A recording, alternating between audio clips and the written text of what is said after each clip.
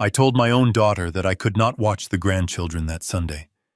I explained with my voice shaking and my chest tight with sorrow that I had to attend my brother's funeral. The man who saved my life was being put into the cold ground, and I needed to be there to say my final goodbye. I thought she would understand.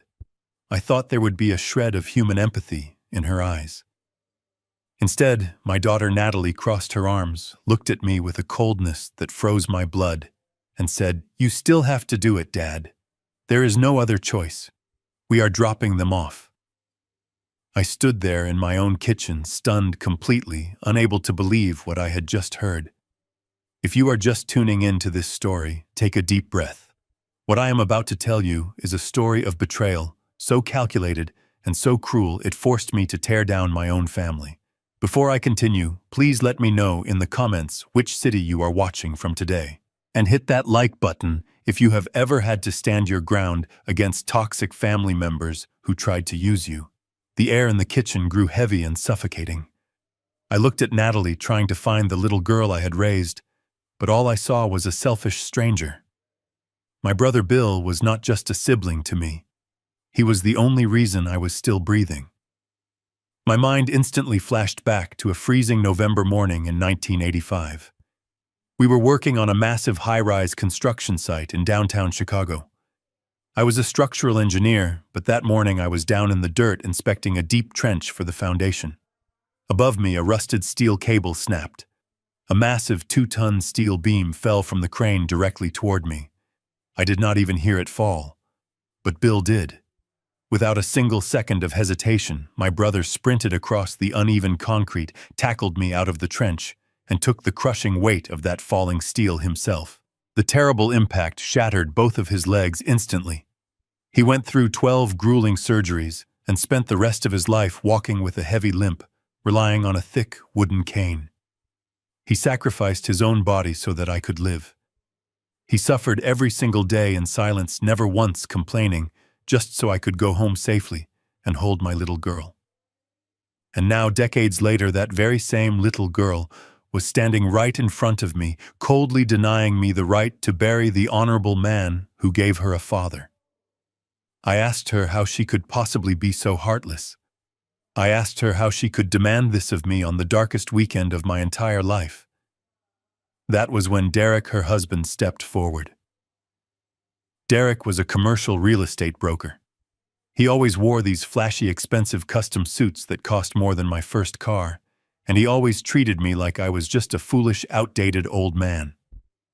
He looked at me with that fake, condescending smile he always used and sighed loudly. He said, "Harrison, please do not make this about you.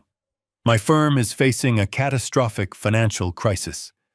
We have a life-or-death corporate merger scheduled in New York this weekend. If we do not fly out there and close this deal, the company goes under forever. We lose absolutely everything." Natalie quickly chimed in, her voice dripping with absolute venom and emotional manipulation. She stepped closer to me, aggressively pointing her finger at my chest. She asked me if I wanted my grandchildren to end up living on the street. She accused me of being horribly selfish. She said, "Dad, are you really going to choose a dead man over your living, breathing grandchildren? Do you want us to go bankrupt and lose our beautiful home? Bill is already gone. He does not know if you are at the funeral or not. But Leo and Mia need you right now." The guilt trip was incredibly heavy and perfectly calculated. They were gaslighting me, twisting my deep grief into sudden guilt. They knew exactly what my weakness was. They knew I would gladly walk through a burning building for my grandchildren. Leo was 8 years old, a quiet and highly observant boy, and little Mia was 6, full of joyful life and complete innocence. I looked past Derek and Natalie, gazing into the living room, where the 2 kids were sitting on the rug, playing quietly with their wooden toy blocks. They were completely unaware of the toxic poison spewing from their parents' mouths. My heart physically ached. I felt entirely trapped in a corner. I swallowed my heavy grief, clenched my rough, calloused hands into tight fists, and slowly nodded my head. I told them I would take the kids. I told them to go to New York and save their company. They did not even offer a single word of comfort. They did not say thank you or offer their condolences. Derek just checked his expensive gold watch, grabbed his heavy leather briefcase, and immediately turned toward the door. Natalie walked over to the living room, gave Leo and Mia a very quick empty hug, and told them to behave for Grandpa. Then they walked out the front door, practically jogging down my driveway without looking back. They climbed into Derek's brand new luxury car and started the powerful engine. I slowly walked out onto the front porch, holding my grandson Leo securely by his small hand. I stood there in complete silence, watching the sleek car reverse out of the driveway and speed away down the quiet suburban street. I felt a deep, hollow ache settling in my chest. I was mourning the tragic loss of my beloved brother, and at the exact same time I was mourning the daughter I mistakenly thought I had raised. I felt utterly defeated, completely crushed under the overwhelming weight of my own family's selfish demands. But then the quiet morning air was suddenly broken. Little Leo gently tugged on the sleeve of my faded flannel shirt. I looked down at him. He was staring intently down the empty street where his parents' car had just vanished into the distance. He looked up at me with his big, innocent eyes, his small brow wrinkled in genuine childhood confusion. He asked me a simple question that made the blood in my veins run absolutely cold. He said, "Grandpa, if Mommy and Daddy are going to a boring office in New York, why did they pack snowboards and ski goggles in the trunk?" I froze. The innocent question from my 8-year-old grandson hung in the crisp morning air, heavy and sharp as a shattered pane of glass. Snowboards. Ski goggles.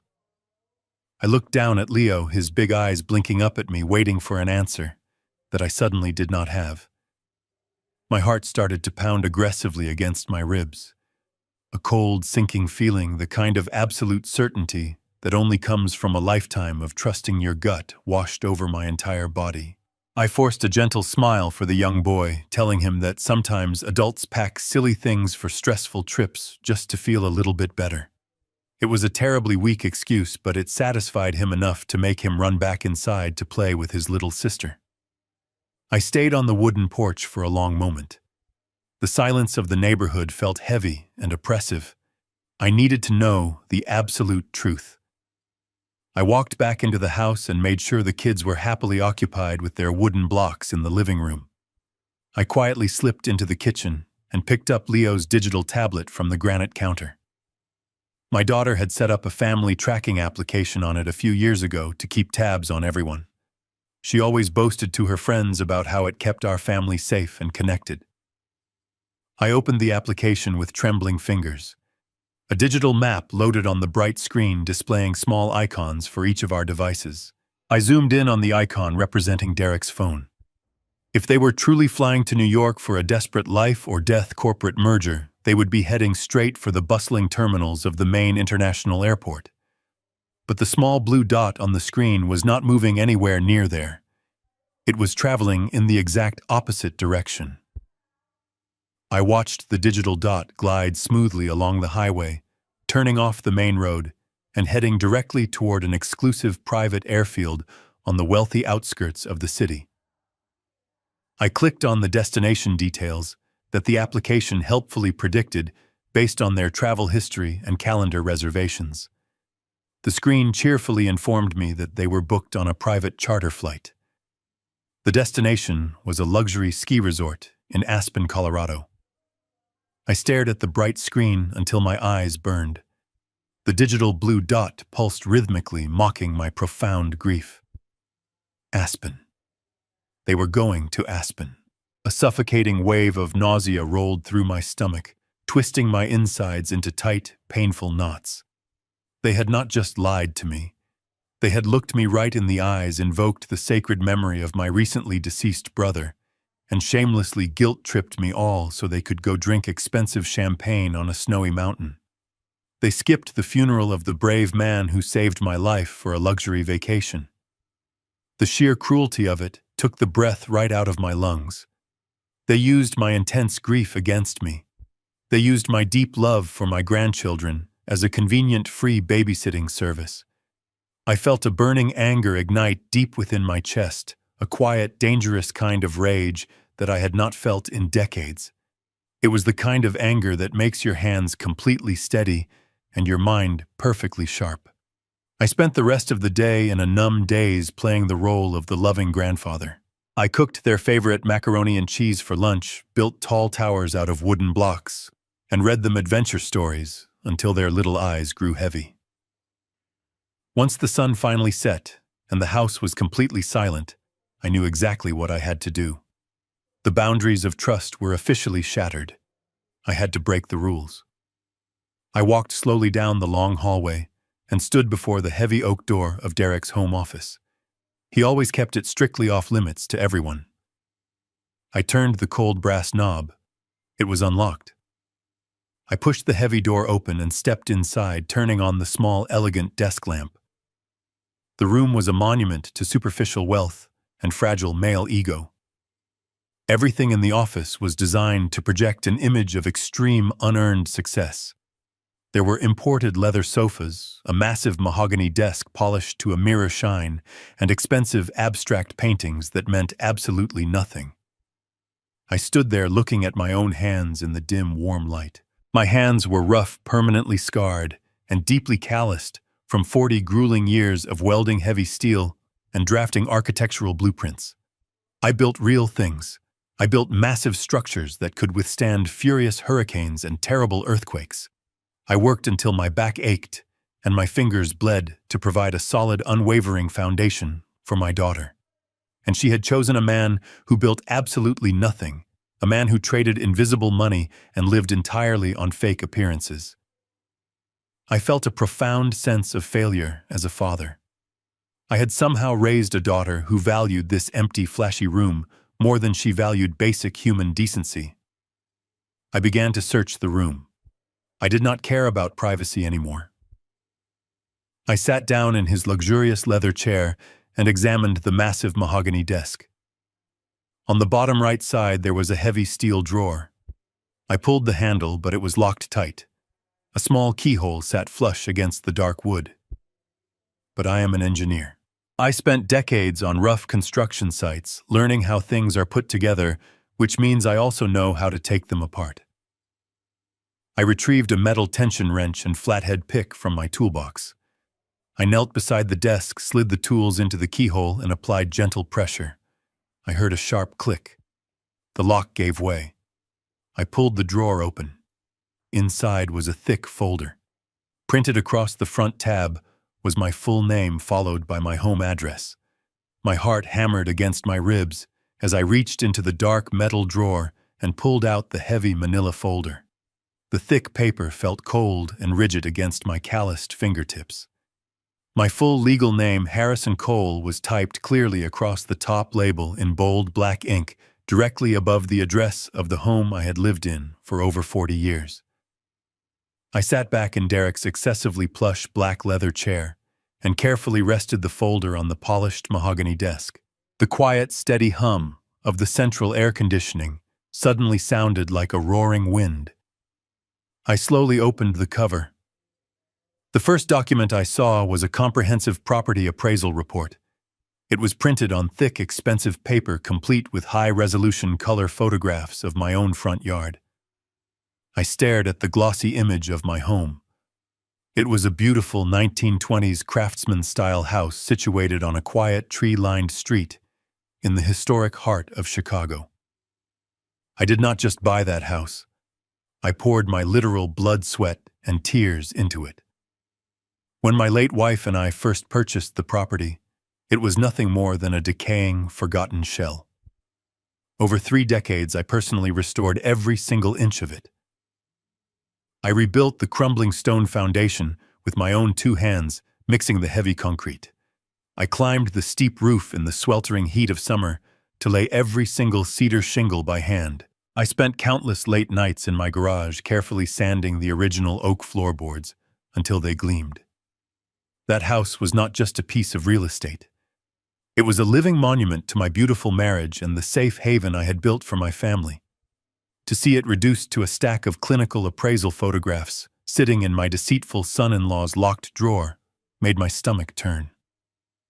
I turned the pages of the report, scanning the dense blocks of financial text.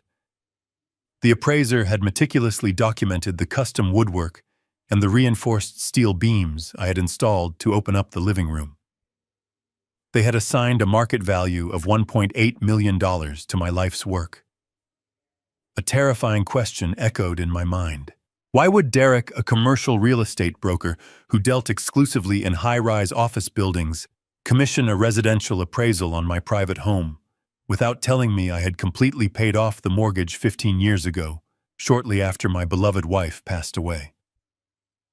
I did that specifically to ensure that I would never owe a single dime to any bank for the rest of my life. I wanted to leave a completely unburdened, debt-free legacy for my daughter to inherit.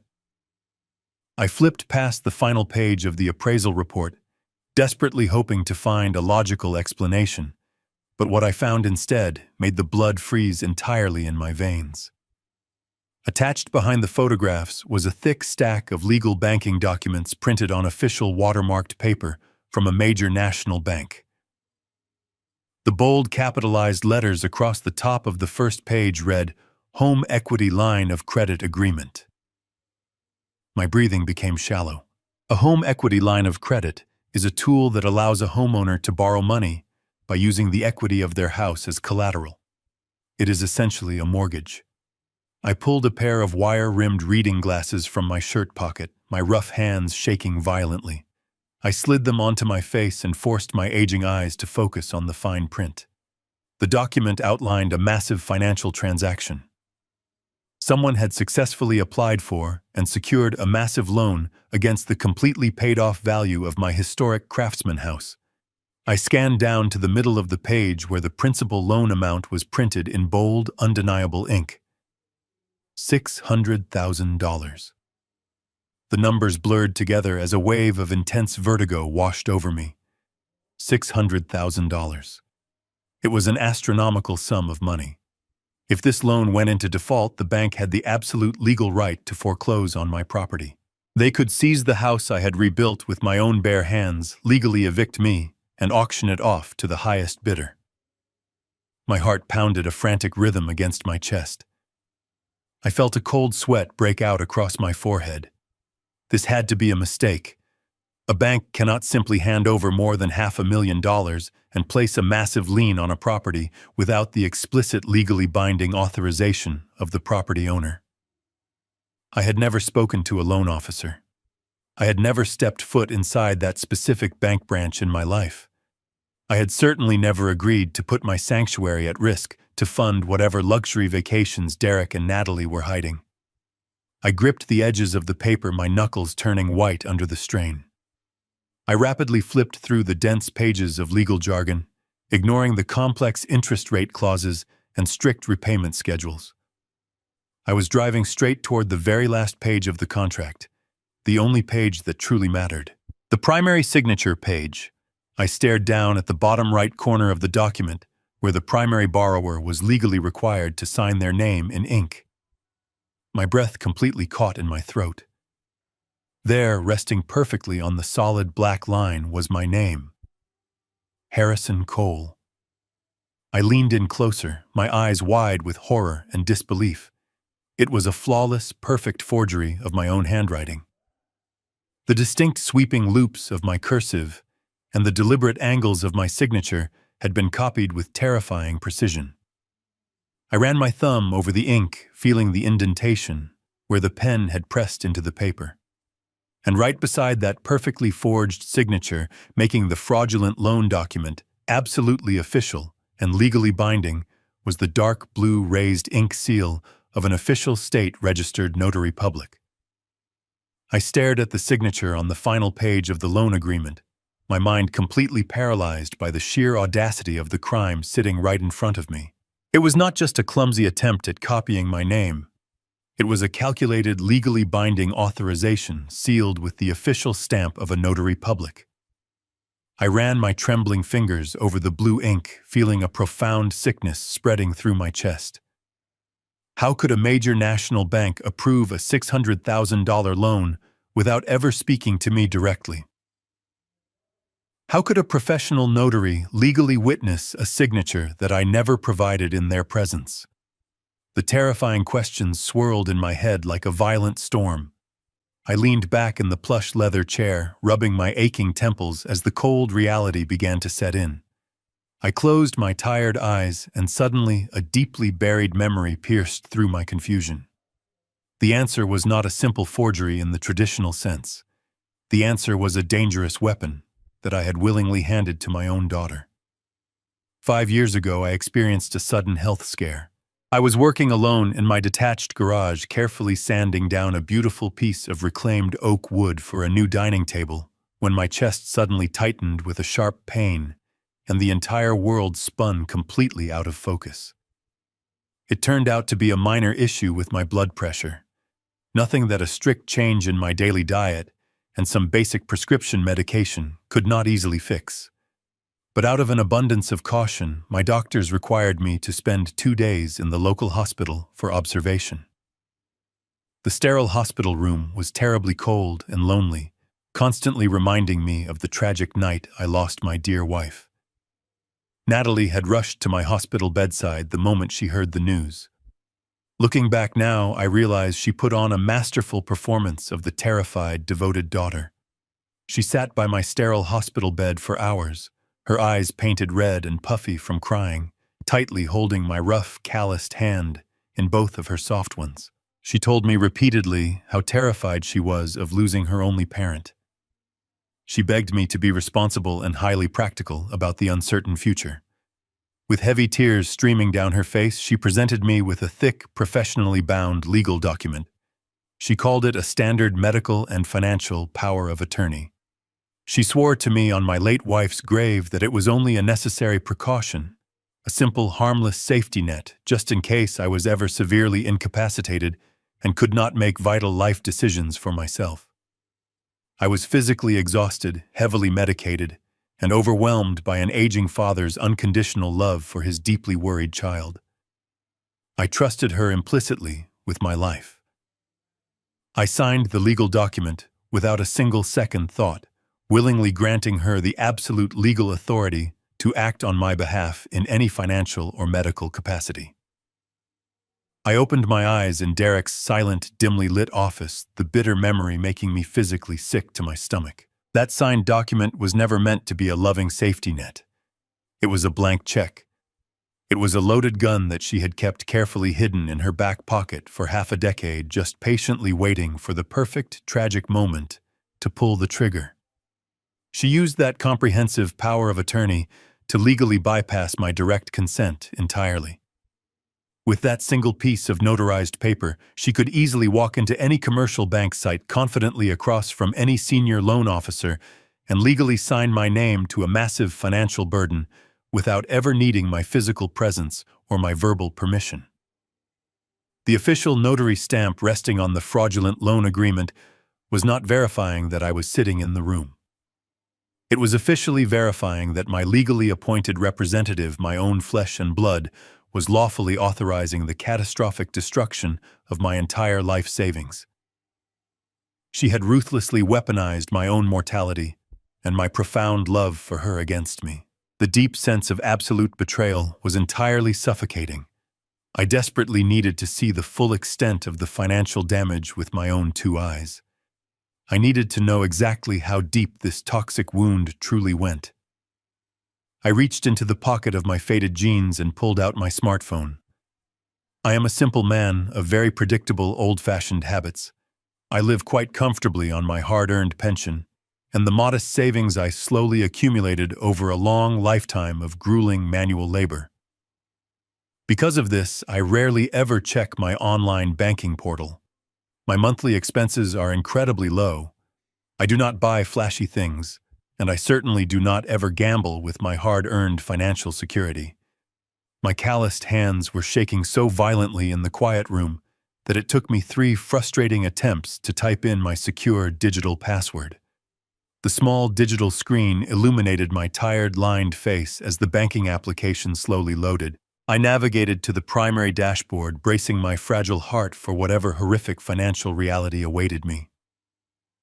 My standard checking account balance appeared at the top of the bright screen. It looked completely normal and untouched.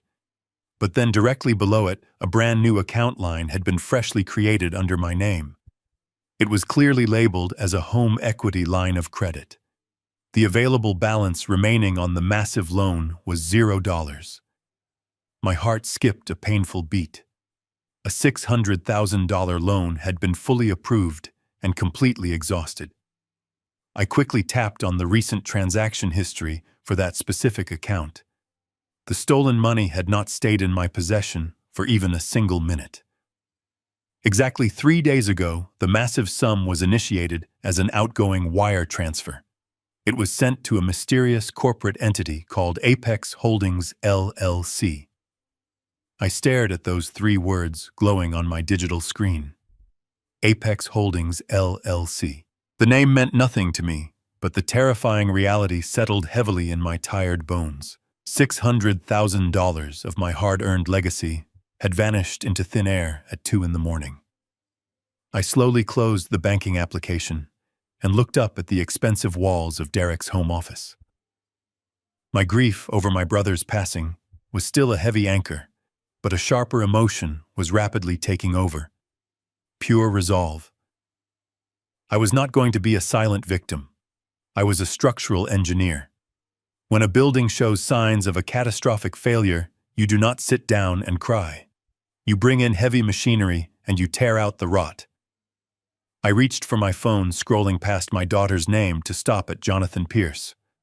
Jonathan was not just a lawyer.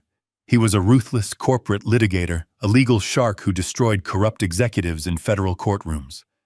More importantly, he owed me a massive favor. Back in the 90s, Jonathan's father owned a commercial high-rise sinking due to a compromised foundation. Other firms told him to demolish it. I spent 3 months in the mud designing a custom steel underpinning system that saved his father from total bankruptcy. Jonathan swore that if I ever needed anything, I only had to call. I pressed call. The digital clock read exactly 2 in the morning. The phone rang 3 times before the line clicked open. I heard a groggy voice demanding to know who was calling at such an ungodly hour. I did not apologize. I simply said his name and told him it was Harrison Cole. The irritation vanished instantly. I heard the rustling of blankets and the click of a bedside lamp. He asked what was wrong. I took a deep breath and laid out the entire nightmare. I told him about the skipped funeral, the fake merger, the trip to Aspen, the fraudulent appraisal, and the forged home equity line of credit. Finally, I gave him the name of the entity holding my savings. Jonathan did not offer empty sympathy. He offered immediate action. I heard him walking down a hallway, a door opening, and the rapid clattering of a mechanical computer keyboard. He told me to stay on the line. For 20 minutes, the only sound was the frantic typing of a master litigator, hacking through layers of corporate obfuscation. Jonathan had access to premium financial databases and private federal court registries the general public never sees. He started pulling the digital threads of Apex Holdings LLC. His voice broke the silence, cold and analytical. He told me Apex was a ghost. It was an anonymous shell company registered in Delaware just 3 weeks ago. The registered agent was a post office box, and the officers were hidden behind a privacy shield. But Jonathan was a predator in these waters. He bypassed the state registry and dug into corresponding tax identification numbers and banking routing codes. He cross-referenced those numbers with commercial real estate licenses in Illinois. A heavy sigh echoed through the phone speaker. He had found the absolute link. The shell company was quietly registered by a subsidiary law firm that directly represented Derek. I asked Jonathan why Derek would go through such elaborate illegal lengths to steal the equity of my home. If his brokerage firm was simply struggling in a tough market, there were legal ways to declare bankruptcy. The furious typing on Jonathan's end intensified. He told me he was pulling the civil litigation records for Derek's primary company. Suddenly, Jonathan let out a low, sharp whistle. The truth was not just a failing business. It was a massive, sprawling criminal enterprise. Jonathan read the confidential legal files aloud to me in the dark.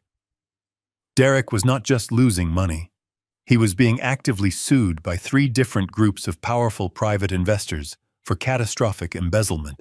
For the past 4 years, Derek had been running a sophisticated financial shell game. He was taking millions of dollars from new investors to pay off the old ones while silently siphoning off massive percentages to fund his own lavish lifestyle. The custom Italian suits, the brand new luxury vehicles, the exclusive ski vacations in Colorado. None of it was actually earned. All of it was stolen money. And now the entire house of cards was collapsing right on top of him. The investors had filed an emergency injunction. If Derek did not produce a massive cash settlement to appease them by the end of the month, they were going to turn their expansive evidence over to the federal authorities. The $600,000 stolen from my house was not an investment. It was nothing but dirty blood money. It was a desperate, panicked attempt to pay off a legal settlement and keep Derek out of a federal penitentiary.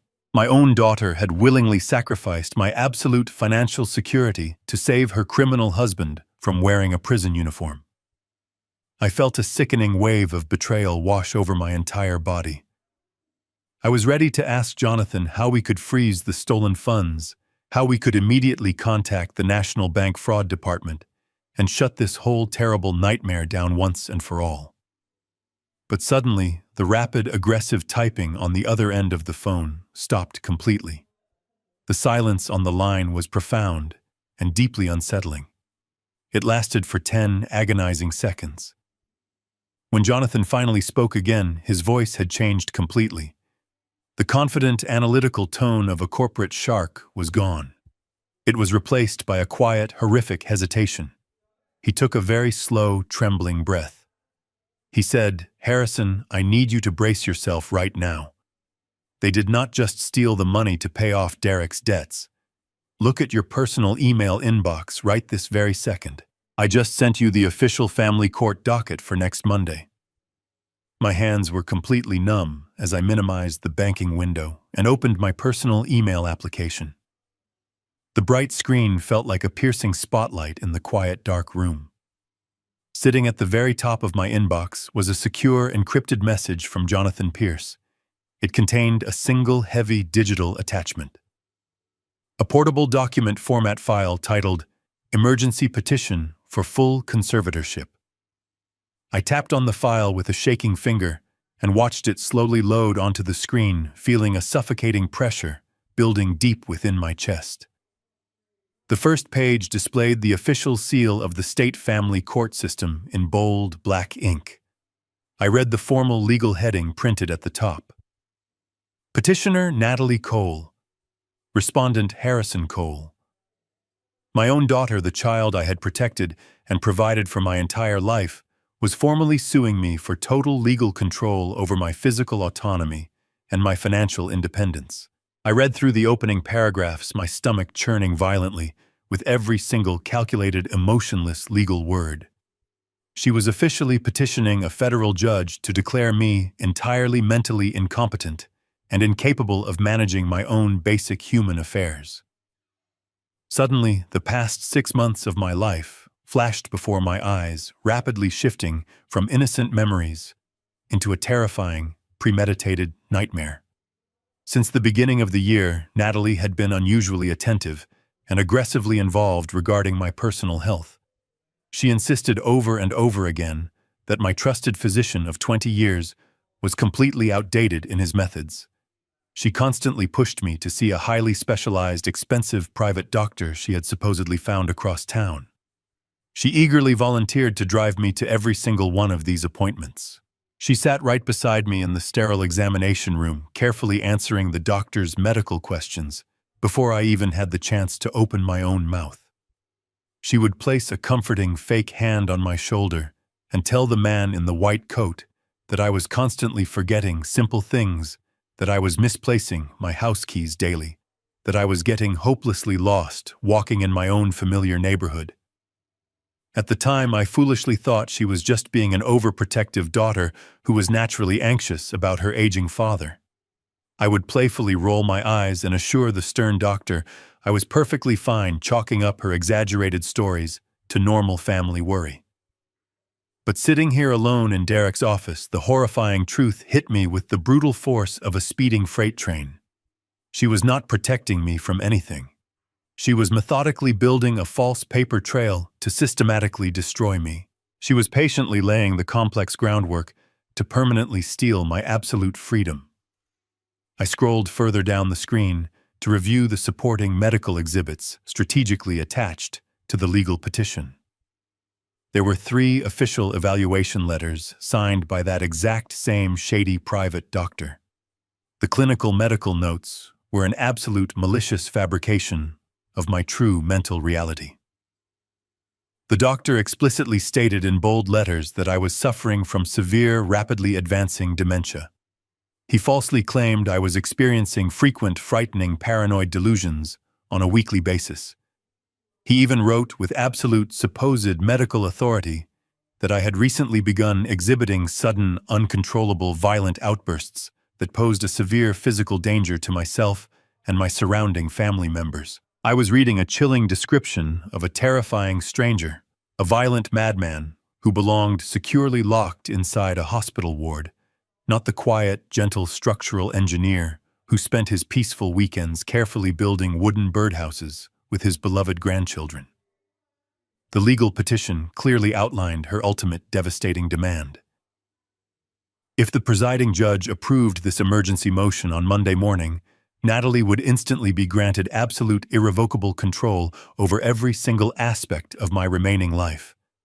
She would have the unchecked legal power to liquidate my secure bank accounts, sell my historic craftsman house directly out from under me to pay off Derek's massive criminal debts, and forcefully lock me away in a restricted psychiatric care facility entirely against my will. I would permanently lose my home, my hard-earned life legacy, and my basic human dignity in the blink of an eye. I would become a helpless prisoner controlled entirely by my own blood. I read the damning document again, my engineer brain fighting desperately against the rapidly rising tide of my own emotional panic. I have spent my entire adult life meticulously analyzing architectural systems, constantly looking for the hidden weak points in massive structural designs. The federal legal system is just another structure. It heavily relies on solid foundational evidence to support its massive claims. I stared intensely at the falsified medical evaluations. They were incredibly damaging, yes, but they were still just typed words on a page from a single private doctor. The strict legal standard for an emergency immediate conservatorship that completely bypasses a standard jury trial requires something much more substantial. A judge would not simply strip a grown functional man of his constitutional rights based on exaggerated doctor visits and a greedy daughter's worried testimony. The court would absolutely demand undeniable concrete proof that I was an immediate physical danger to society. They needed a catalyst. They needed a recent, highly documented event to conclusively prove the violent instability that the corrupt doctor had claimed. The petition strongly referenced a highly volatile and dangerous psychological state, but it clearly lacked the final crushing piece of evidence to secure the judge's signature. I slowly lowered the digital tablet, staring blindly into the dark shadows of the room. Why would they leave on a luxury vacation just 2 days before filing such a massive legal strike? Why would they deliberately provoke me by callously forcing me to miss my hero brother's sacred funeral? My blood turned to absolute ice in my veins. They needed me to break. They needed me to snap. To get an emergency conservatorship, they need immediate, undeniable proof of my violent instability. I pushed the digital tablet away, my mind racing through the horrific implications of their timeline. If they needed a highly documented event to prove my supposed violent instability to a federal judge by Monday morning, then this entire weekend was not just a convenient vacation for them. It was a meticulously designed psychological trap. I needed to know exactly how they planned to spring it. I turned my attention away from the heavy mahogany desk and looked toward the sleek silver laptop sitting quietly on a side table. Derek was notoriously arrogant about his own intelligence. He constantly mocked the security protocols at his office, often leaving his devices in sleep mode rather than fully shutting them down. I walked over and gently tapped the trackpad. The screen instantly glowed to life, bypassing the login screen completely, because the device was still tethered to his home network. I minimized his crowded email inbox and scanned the open applications running in the background. My eyes locked onto a small gray icon shaped like a microphone. It was a professional audio recording software typically used for archiving long conference meetings. The program was left open, displaying a timeline of recent files. The most recent file was created just 2 days ago. The title of the file was simply labeled as Legal Strategy Session. I plugged a pair of expensive noise-canceling headphones into the side of the laptop, placed them carefully over my ears, and pressed the play button. A sharp hiss of static filled my ears, followed by the familiar arrogant throat clearing of my son-in-law. Derek was speaking to a man with a deep, authoritative voice. I quickly deduced from their formal tone that this was the aggressive family court lawyer they had hired to orchestrate my legal demise. The lawyer sounded impatient. He explicitly warned Derek and Natalie that the forged medical documents and the private doctor's testimony would only get their foot in the courtroom door. He clearly stated that judges are inherently skeptical of sudden conservatorship requests, especially when a massive financial estate is instantly on the line. The lawyer told them that unless they could present irrefutable, undeniable evidence of an immediate danger, the judge would likely order a lengthy, independent medical evaluation, which would completely stall their timeline and expose the fraudulent bank loan. Then I heard my daughter's voice. It was the same sweet voice she used 30 years ago, but now it dripped with a chilling, calculated malice. She told the lawyer not to worry about the independent evaluation. She assured him that they were going to deliver the perfect piece of damning evidence by Sunday night. I gripped the edge of the table, my knuckles turning completely white, as I listened to my own child outline her master trap. Natalie explained her strategy with the cold precision of a military general planning an ambush. She said, "My uncle's funeral is this Sunday. My dad has been mourning his brother all week. He is physically exhausted, completely heartbroken, and highly emotional right now. We are going to pack our bags and tell him we have a sudden life or death business trip. We will dump the kids on him at the very last second and force him to miss the burial service entirely. He will be absolutely furious. He will be severely sleep-deprived, grieving, and totally overwhelmed by taking care of 2 highly energetic children all by himself. We are pushing him right to his absolute breaking point." The lawyer asked how missing a funeral would prove advanced dementia and violent tendencies. Derek's voice chimed in thick with cruel amusement. Derek explained that they knew exactly how to trigger my deepest frustrations. They knew I was a man of immense pride and rigid structure. By trapping me in my own home while I was mourning the most important person in my life, they were creating a pressure cooker of raw emotional agony. They were actively counting on my immense grief to manifest as an uncontrollable, explosive rage. Natalie confidently told the lawyer that I would eventually snap. She said he is going to lose his temper. He is going to scream at the kids. He might even throw something against the wall out of pure frustration.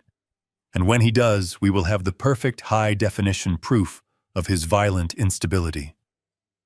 The judge will have absolutely no choice but to grant the emergency conservatorship order immediately. My breath caught sharply in my throat. Proof. How could they possibly capture high-definition proof inside my house while thousands of miles away? The lawyer asked them the exact same question. Natalie let out a soft, dark laugh that made my stomach aggressively churn. She said Derek spent the entire week setting up the house. We have complete coverage. The hidden cameras will catch every single second of his breakdown. The audio recording continued to play, but I could no longer hear the treacherous words. A deafening ringing noise completely overwhelmed my ears. Hidden cameras. My own daughter and her criminal husband had secretly wired my house to record my lowest, most vulnerable moments. They turned my safe sanctuary into a digital prison designed to destroy my life. I slowly took the heavy headphones off my ears and let them fall onto the desk. The quiet home office suddenly felt incredibly small and deeply sinister. Every shadow seemed to hold a dark secret. Every corner felt like a physical threat. I stood perfectly still, controlling my rapid breathing with the strict discipline of a seasoned engineer. I slowly raised my head, scanning the expensive artwork lining the walls. My gaze drifted toward the ceiling, tracing the path of the electrical wiring. I stopped. Positioned directly above Derek's heavy mahogany desk was a standard circular smoke detector. I stared intensely at the small plastic grate. Deep inside the dark plastic air vents, a tiny, unblinking red light stared directly back at me. My first instinct was violent. I wanted to grab the heavy brass lamp sitting on the corner of the mahogany desk and smash that plastic smoke detector into 1,000 jagged pieces. I wanted to scream into the hidden microphone and let them know that I had discovered their disgusting, treacherous trap. But I did not move a single muscle. The structural engineer inside my mind immediately took over, suppressing the raw, burning anger of a betrayed father.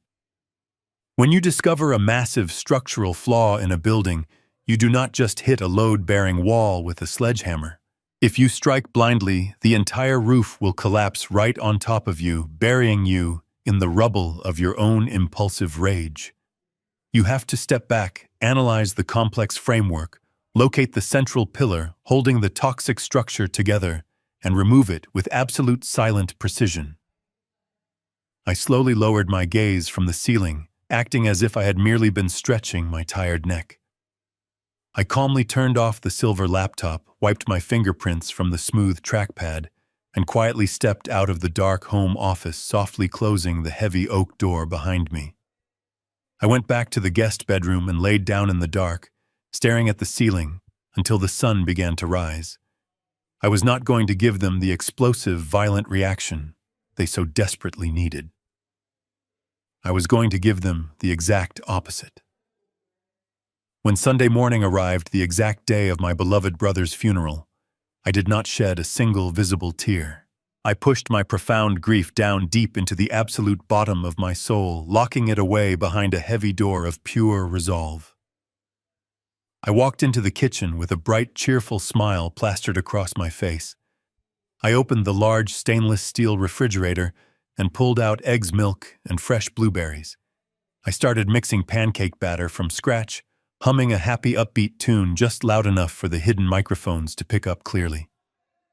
When little Leo and Mia woke up and wandered into the kitchen, rubbing their sleepy eyes, I greeted them with genuine, joyful laughter. I lifted Mia into the air and spun her around, listening to her sweet giggles fill the room. I let Leo help me flip the golden pancakes on the hot griddle, patiently guiding his small hands. Throughout the entire morning breakfast, I remained the absolute picture of a loving, patient, and perfectly stable grandfather. I told them funny stories about my childhood, asked them engaging questions about their favorite school subjects, and made sure my voice was consistently calm, measured, and entirely devoid of any frustration. But while I was smiling and serving warm maple syrup, my sharp analytical eyes were actively scanning every single inch of the open concept living space. I was systematically mapping the digital perimeter.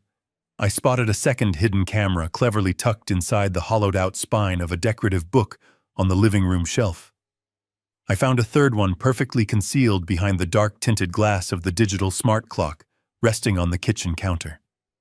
Using my decades of experience in spatial geometry and architectural drafting, I mentally calculated the exact viewing angles and focal lengths of each tiny lens. I identified the overlapping fields of vision, and more importantly, I pinpointed the very specific narrow blind spots where their digital eyes could not reach. I knew exactly where I could stand in the hallway to be completely invisible. I knew precisely which angle in the dining room would obscure my hand movements from the kitchen camera. I was no longer a helpless victim trapped in a digital cage. I was the architect navigating his own meticulously designed floor plan. By 10 o'clock in the morning, the children had finished their large breakfast and were happily settled on the plush living room sofa. I turned on the massive flat-screen television and found their absolute favorite animated movie. I made sure they had plenty of soft blankets and a large bowl of fresh fruit snacks. I stood in the exact center of the living room, looking directly toward the hidden camera concealed in the bookshelf. I smiled warmly and announced in a clear, highly pleasant voice that I was going to do a load of their laundry so their parents would not have to worry about chores when they returned from their stressful trip. I picked up a plastic laundry basket and casually walked out of the camera's sweeping view. The moment I crossed the invisible threshold into the designated blind spot, my cheerful smile vanished entirely, replaced by a cold, hardened determination. I did not go to the laundry room. I had a much more important technical task to complete. I knew that professional-grade high-definition surveillance cameras, recording continuous video and audio, required a massive amount of digital storage. They could not simply rely on a basic wireless connection uploading to an external cloud, especially not with the heavy firewalls Derek proudly maintained for his commercial business files. They had to be hardwired to a central physical hub located somewhere completely out of sight inside the house. I quietly opened the basement door and crept down the wooden stairs, my rubber-soled shoes making absolutely no sound on the steps. The basement was a massive, unfinished concrete space primarily used for storing old holiday decorations and heavy exercise equipment. I walked past the dusty cardboard boxes following a thick bundle of insulated black cables running securely along the wooden ceiling joists. The thick wires eventually fed directly into a locked, heavily ventilated metal utility closet tucked away in the farthest, darkest corner of the cold basement. I pulled my metal tension wrench from my pocket and swiftly popped the cheap lock on the utility door. Inside the space, a server box sat on a shelf. I plugged my encrypted hard drive into the server. I stared at the blinking green light on the heavy metal server box, watching the digital progress bar slowly fill across the small monitoring screen. My encrypted hard drive hummed quietly in the damp, cold basement air as it systematically copied every single byte of their treacherous surveillance footage. I opened the file directory and clicked on the most recent video clip. The screen illuminated with a high-definition, wide-angle view of the living room above me. I watched myself walk across the floor, smiling, and carrying the plastic laundry basket, completely unaware in their eyes, yet perfectly in control in mine. I possessed the absolute proof of their premeditated trap. They had meticulously recorded my every move intending to capture a manufactured breakdown, but instead, they had perfectly documented my complete sanity and their own malicious intent. Once the transfer was fully complete, I safely ejected my hard drive and slipped it deep into the front pocket of my faded jeans. I carefully closed the metal utility closet door, making sure to leave it looking entirely undisturbed. I walked back upstairs to the kitchen, checking on the grandchildren, who were still completely engrossed in their animated movie on the television. I stepped out onto the secluded back patio, pulling the sliding glass door tightly shut behind me to block out any noise. The crisp afternoon air filled my lungs. I pulled out my mobile phone and dialed Jonathan Pierce for the second time this weekend. He answered on the very first ring, his voice sharp and fully alert despite it being a Sunday afternoon. I quickly updated him on the hidden cameras I had discovered and the audio recording of their master plan that I had successfully extracted from Derek's laptop. I told him they were deliberately trying to manufacture a violent incident to secure the emergency conservatorship by Monday morning. Jonathan remained silent for a brief moment, digesting the sheer cruelty of my daughter's strategy. He let out a heavy sigh and told me that we needed to file an immediate counter-injunction to block the conservatorship request, but he worried about the massive $600,000 loan they had already secured against my house. He said that unraveling a legally binding financial contract of that immense magnitude could take years of grueling, expensive litigation in the civil courts. I stood on the wooden deck, looking out at the beautifully manicured backyard, and allowed a small, cold smile to form on my lips. I told Jonathan that we were not going to waste our time fighting in civil court. I told him it was finally time to execute Plan B. He sounded genuinely confused, asking me what I meant by that. I reminded him of a quiet Tuesday afternoon exactly 2 years ago when I had unexpectedly visited his downtown law office. 2 years ago, during the week of Thanksgiving, I had returned home early from a routine grocery run. I walked into my bedroom and found Natalie kneeling on the floor inside my walk-in closet. She was holding a set of metal lockpicks, desperately trying to force open the heavy steel lockbox where I kept my most sensitive personal documents and family heirlooms. When I confronted her, she immediately burst into dramatic tears, claiming she was just looking for an old recipe card that belonged to her late mother and had gotten confused about where it was stored. I accepted her flimsy excuse in the moment to avoid ruining the family holiday, but my deeply ingrained intuition was screaming at me. A daughter does not secretly pick a heavy steel lock to find a recipe card. That very same afternoon, while she was busy baking pies in the kitchen, I drove straight to Jonathan's office. I sat in his leather chair and instructed him to immediately and permanently revoke the comprehensive power of attorney I had foolishly signed for her in the hospital 3 years prior. We drafted a brand new ironclad legal document that completely excluded Natalie from any and all access to my medical or financial decisions. We officially filed the revocation with the state registry, legally rendering the original document absolutely null and void. I simply never told her I did it. I let her continue to believe she held the ultimate key to my life, waiting to see if she would ever be greedy enough to actually try and use it against me.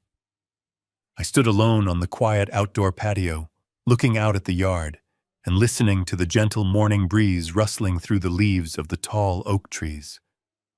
I explained to Jonathan that the original power of attorney document Natalie had proudly presented to the National Bank last week was legally dead.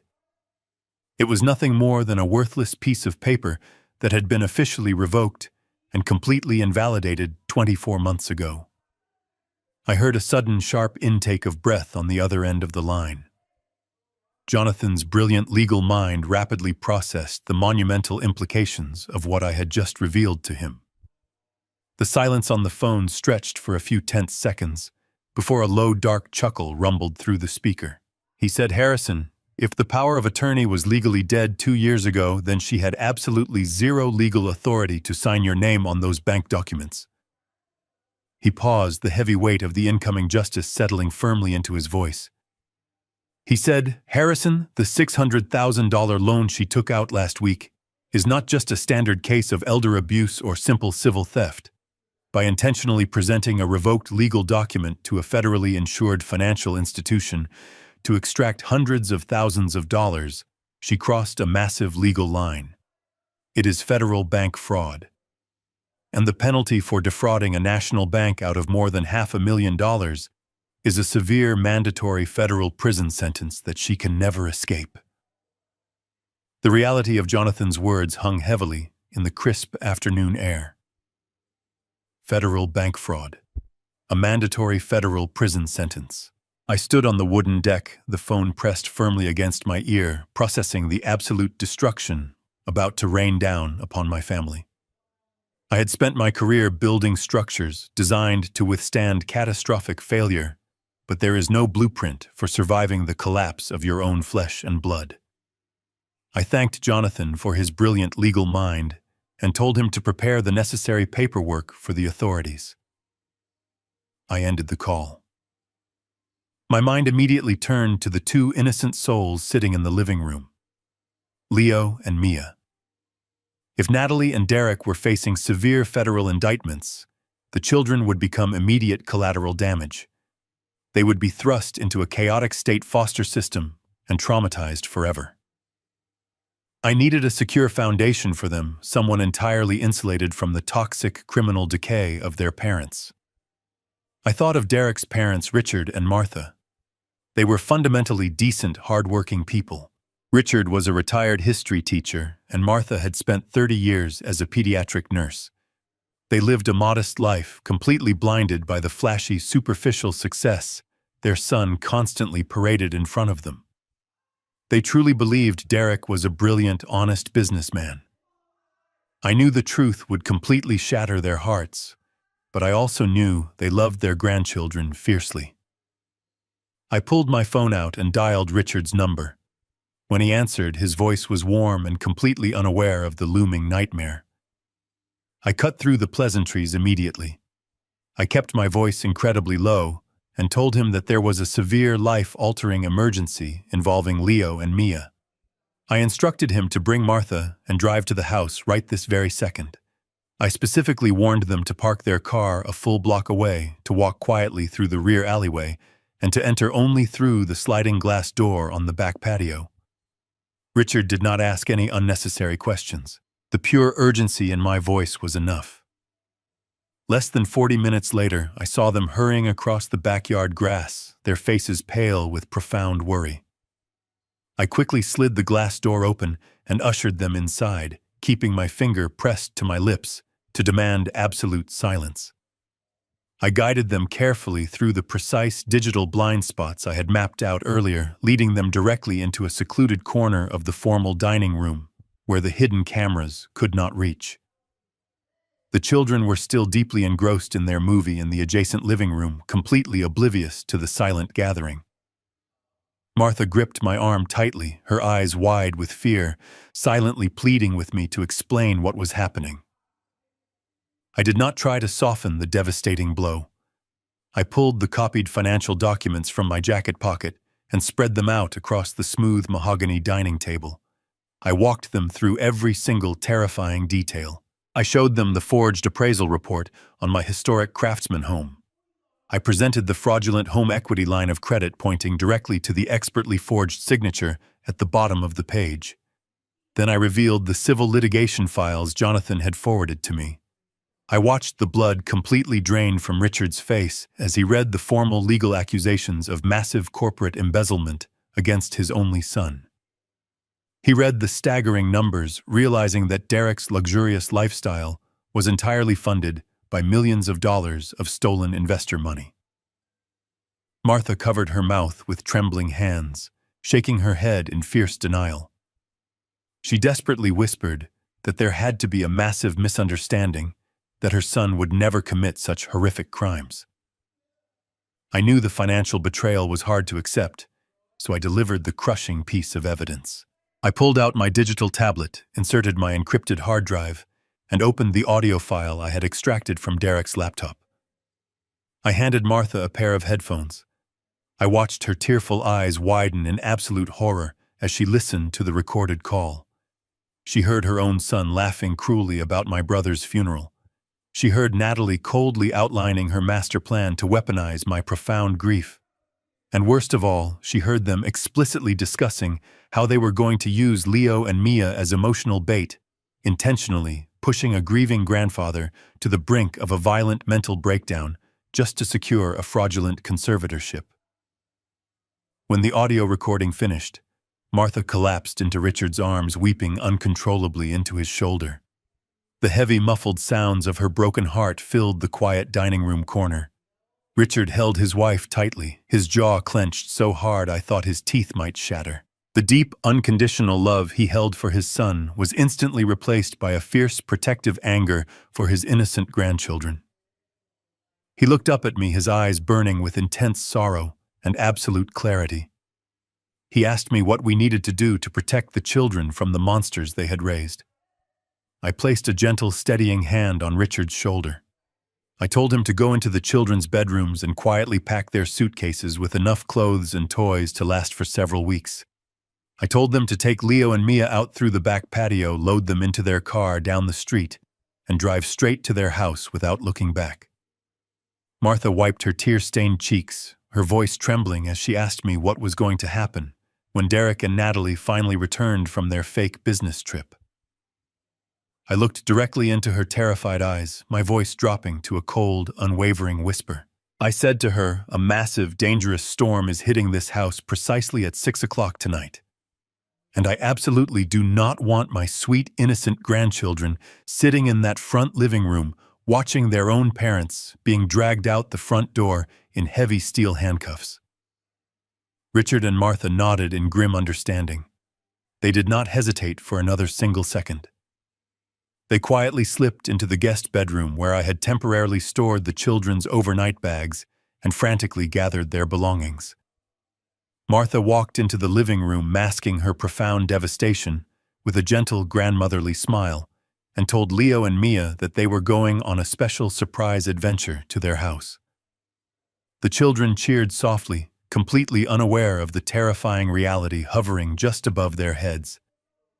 I stood by the sliding glass door and watched them walk safely across the backyard grass, holding their grandparents' hands tightly. Once they disappeared down the alleyway, I locked the heavy glass door and pulled the thick curtains shut. The massive suburban house was finally completely empty. The silence that settled over the rooms was absolute and deeply suffocating. I walked slowly into the formal dining room, the heavy weight of the entire day pressing down on my tired shoulders. I walked over to the expensive crystal decanter sitting on Derek's polished wooden bar cart. I picked up 2 heavy glass tumblers. It was finally time to honor the man who had given me everything. I glanced up at the large grandfather clock standing in the long hallway. The polished brass hands rested perfectly at 2 o'clock in the afternoon. In a quiet, peaceful cemetery across town, my beloved brother Bill was officially being lowered into the cold, damp earth. I was not there to stand by his wooden casket. I was not there to place a final flower on his resting place. I was trapped inside a digital prison built by my own treacherous daughter. I unscrewed the heavy glass stopper of the crystal decanter and poured a generous measure of rich amber whiskey into both of the tumblers.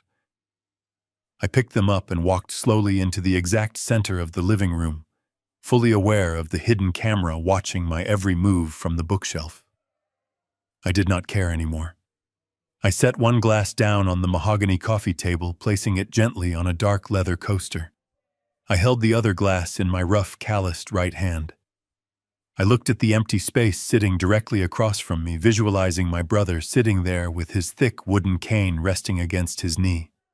The deep, agonizing sorrow that I had suppressed all morning finally rose powerfully into my chest. I raised my glass to the empty room and began to speak aloud.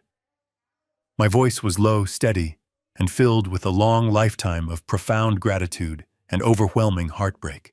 I said, "I am so sorry I am not there with you today, Bill. I am so terribly sorry that I could not stand beside your open grave and tell the whole world what a truly honorable, brave man you were." I took a slow sip of the burning whiskey, letting the sharp heat ground my rapidly racing thoughts. I continued speaking to the silent shadows. I told him all about the terrible betrayal I had uncovered. I told him about the forged bank documents, the stolen hundreds of thousands of dollars, and the malicious, calculated plan to lock me away in a restricted psychiatric ward. I promised him that his immense, painful sacrifice in 1985 was not in vain. I said, "You broke your own body to save my life, Bill. You gave me a miraculous second chance to build a family. I spent my entire life trying to construct a beautiful, solid foundation for my daughter. But the materials I used were deeply flawed. The structure I built is entirely rotten from the very inside out. As a structural engineer, I know that you cannot simply paint over a collapsing, failing foundation. You have to tear the whole thing down to the ground, no matter how much it breaks your aching heart, so you can save the innocent people standing nearby. I am tearing it all down today, brother. I am protecting the young grandchildren you never got to see grow up." I sat down heavily on the soft leather sofa, resting my tired elbows on my knees, and spent the next 3 hours drinking my warm whiskey in absolute, uninterrupted silence. I watched the bright golden afternoon sunlight slowly crawl across the smooth hardwood floor, casting long, dark shadows that stretched ominously across the empty living room. I mentally rehearsed every single intricate detail of the incoming confrontation. I fortified my weary mind, purposely turning my fragile, broken heart into cold, impenetrable steel. I could not afford to feel a single ounce of weakness or sympathy when the heavy trap finally snapped shut. I knew perfectly well that Natalie would immediately try to use her dramatic tears to emotionally manipulate my deep fatherly instincts. I knew that Derek would aggressively try to intimidate me with his arrogant, blistering rage. I had to remain an absolute immovable object in the face of their incoming storm. The painful, agonizing hours drifted by the quiet tension in the house building to an almost unbearable, suffocating level. I slowly stood up from the leather sofa, my aging joints aching with a profound, heavy exhaustion. I carefully carried the 2 empty crystal whiskey glasses into the modern kitchen, washed them thoroughly in the stainless steel sink, and placed them neatly in the wooden drying rack. I walked back into the living room and sat back down in the dim, fading light. I waited patiently in the rapidly encroaching darkness. Suddenly, the deep, resonant chime of the grandfather clock echoed heavily through the silent hallway. It was exactly 5:45 in the evening. A few tense, agonizing moments later, the heavy silence of the wealthy suburban neighborhood was abruptly broken. I heard the distinct heavy crunch of expensive rubber tires rolling slowly onto the gravel driveway just outside the large front window. The luxury vacationers had finally returned. The heavy front door swung open, breaking the silence of the dark living room. I remained perfectly still on the leather sofa, shrouded in the shadows, camouflaged from their view. Natalie walked in first, letting out an exaggerated sigh that echoed through the foyer. She was dressed in a business suit, playing the exhausted corporate executive to perfection. Derek followed closely, pulling his tie loose and massaging his neck, as if he had spent days over a boardroom table.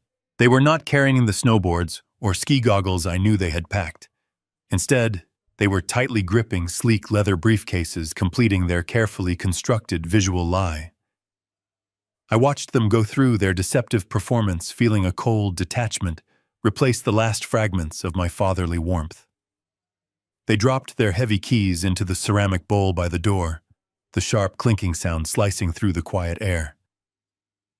Derek loudly complained about the turbulent flight from New York, intentionally projecting his voice so it would carry through the house. He said the merger negotiations had been completely brutal, but they had miraculously managed to save his firm at the very last second. It was a masterfully rehearsed script designed to make me feel foolish and guilty for ever doubting their vital importance. I sat silently in the dark, my hands resting calmly on my knees, letting them dig their hole a little bit deeper. Natalie kicked off her heels and walked into the living room, reaching blindly for the wall switch. As her hand brushed the plastic panel, she noticed my silent silhouette in the dim light. She let out a sudden sharp gasp, stumbling backward in perfectly feigned terror. She clutched her chest with manufactured panic. She flipped the switch, flooding the room with a harsh illumination that made my tired eyes briefly sting. I did not flinch. I did not move. I just sat there, looking directly up at my daughter. The brief flash of surprise on her face quickly melted into calculated concern. This was the exact moment they had been waiting for all weekend. This was the highly anticipated climax of their psychological trap. She took a deliberate step toward me, carefully positioning her body so her facial expressions would be perfectly captured by the hidden camera tucked inside the hollowed-out book on the shelf behind her. I could see the sinister anticipation dancing in her eyes. She was waiting for the explosion. She was waiting for the grieving old man to finally snap under the pressure of their cruel abandonment. She crossed her arms tightly over her chest and narrowed her eyes, lowering her voice into a tone of condescending pity mixed with sharp accusation. She said, "Why in the world are you sitting here in the pitch dark, Dad?" She looked around the empty living room, her gaze sweeping over the perfectly clean kitchen and the silent hallway. She took another step closer, raising her voice just enough to ensure the hidden microphones would pick up every single word of her provocation. She said, "Are you losing your mind again? What is wrong with you? You are completely creeping me out. And where are my children? Where are Leo and Mia? Did you forget to feed them? Are they hiding in their rooms because you started yelling at them again?" She delivered the cruel accusations with absolute conviction, painting a terrifying picture of a dangerous, senile man who had completely lost touch with reality. Derek stepped up right behind her, crossing his arms and shaking his head in mock disgust. He looked down at me and said, "We trusted you to watch them for just one weekend, Harrison. We trusted you while we were out saving our family from financial ruin, and we come back to find you sitting in the dark like a complete lunatic. What exactly have you done with our kids?" They stood there together, an impenetrable wall of arrogant deceit, fully expecting me to rise from the sofa in a blind, furious rage. They expected me to scream about my brother's funeral. They expected me to throw my arms in the air, curse their names, and give them the exact high-definition evidence they needed to lock me away in a secure psychiatric ward by Monday morning. I looked deeply into my daughter's eyes, searching one final time for any lingering trace of a conscience, any small flicker of guilt for the horrific betrayal she was actively orchestrating against her own flesh and blood. There was absolutely nothing. Her eyes were as cold and empty as a frozen lake. The structural engineer inside my mind finalized the absolute necessity of the impending demolition. I did not raise my voice. I did not jump up from my seat. I did not give them a single ounce of the volatile anger they so desperately craved. Instead, I slowly leaned back into the soft leather cushions and crossed one leg comfortably over the other. I looked back and forth between the two of them, holding their intense, expectant gazes with a serene, unwavering calmness. I allowed a gentle, warm smile to slowly spread across my aged face. It was a smile of absolute, terrifying clarity. I spoke in a voice so soft and incredibly calm that the hidden microphones must have struggled to pick up the gentle frequency. I said, "You do not need to worry about the children. The kids are perfectly safe and far away from here. But you two look incredibly exhausted."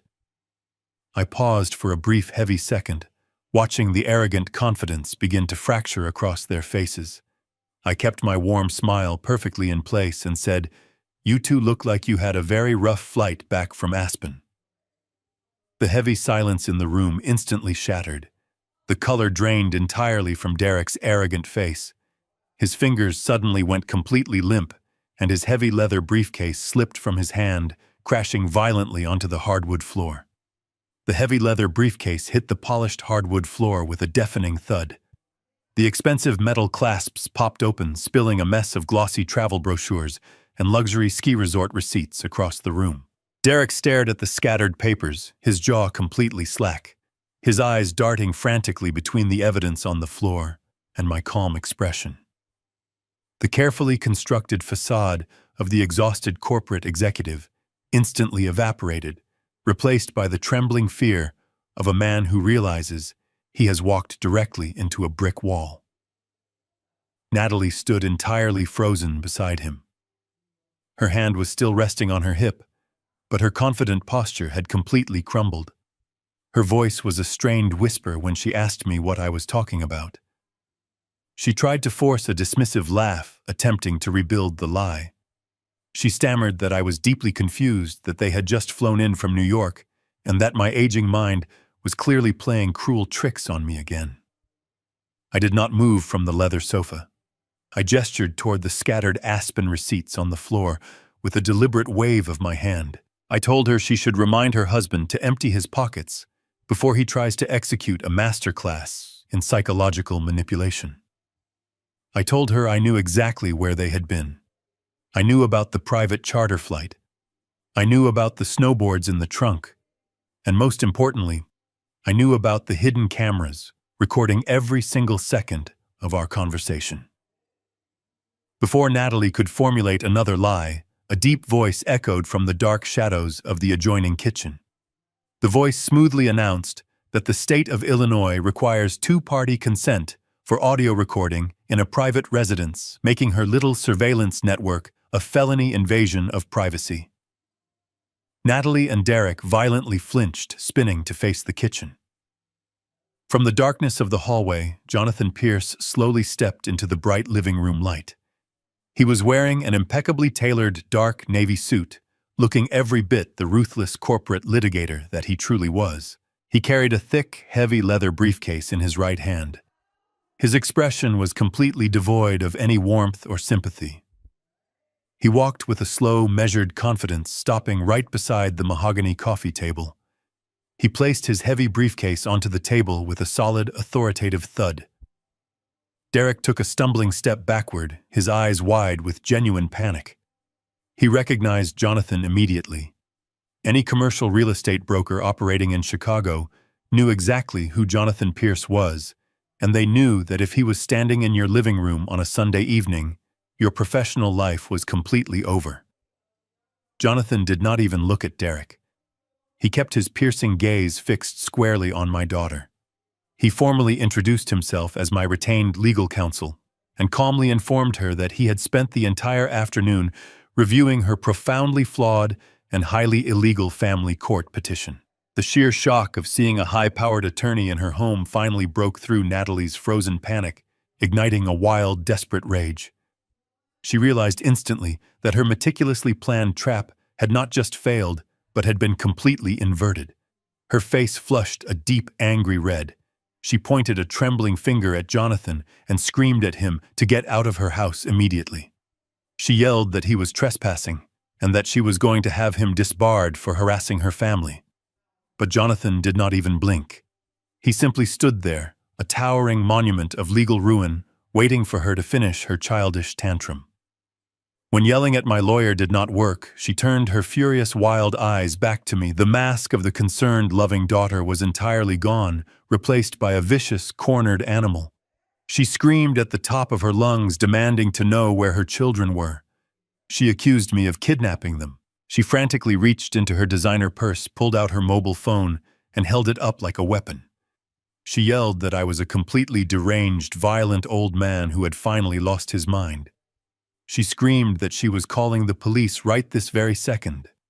She threatened to tell the emergency dispatchers that I had taken her children hostage, that I was a physical threat to society, and that this entire psychotic episode was the exact undeniable proof the family court judge needed to lock me away in a mental asylum for the rest of my miserable life. She wildly pressed the screen of her phone, her thumb hovering over the emergency call button, her chest heaving with aggressive theatrical panic as she continued to scream at me desperately, trying to create the violent scene she originally needed for her hidden cameras. I remained motionless on the leather sofa. I did not raise my voice to match her frantic screaming. I did not try to defend myself against her ridiculous, desperate accusations. I calmly reached into the front pocket of my faded jeans and pulled out my own mobile phone. I looked directly into my daughter's wild, furious eyes. I told her in a voice as cold and hard as structural steel that she did not need to bother calling the emergency dispatchers.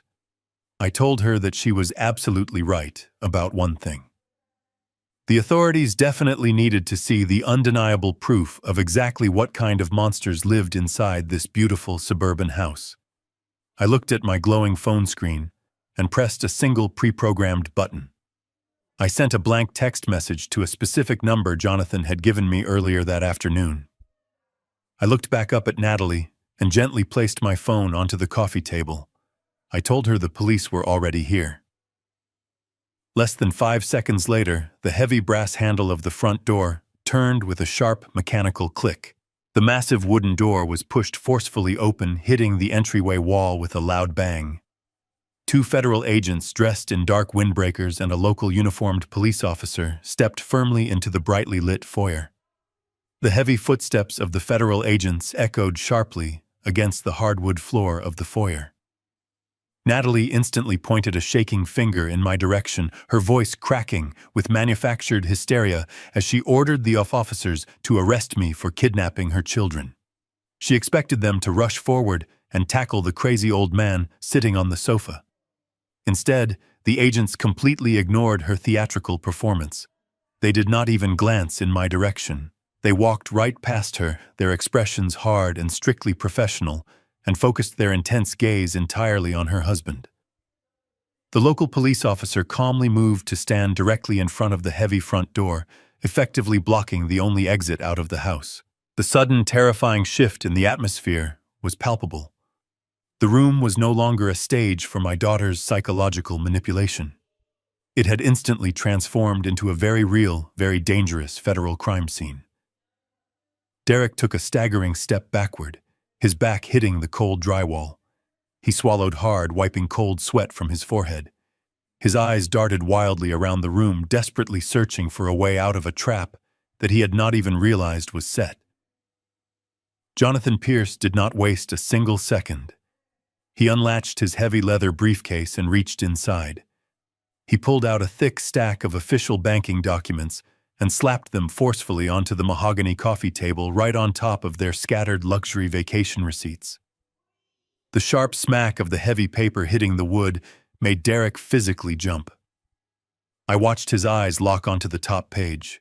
It was the fraudulent home equity line of credit agreement, the very same document that contained my perfectly forged signature authorizing the massive loan. But Jonathan was not finished. He reached into his briefcase a second time and pulled out a single heavily stamped piece of paper encased in a clear, protective folder. He placed it gently on the table right next to the fraudulent loan contract. This paper was the ultimate key locking them out. He smoothed the paper with his hand and looked directly at Derek. He announced that the single sheet of paper was a legally binding state-certified revocation of the medical and financial power of attorney. He made sure to emphasize the official date stamped clearly in red ink at the top of the page. November 22nd, exactly 2 full years ago. The color completely drained from Derek's face, leaving him looking like a terrified ghost. Jonathan clasped his hands in front of him and began to outline the absolute destruction of their lives in a calm, methodical voice. He explained the law with the cold precision of a surgeon holding a scalpel. He told Derek that manipulating an elderly parent into giving up their financial autonomy is certainly a despicable act of moral bankruptcy, but in the eyes of the civil court, it can often be a long drawn-out battle.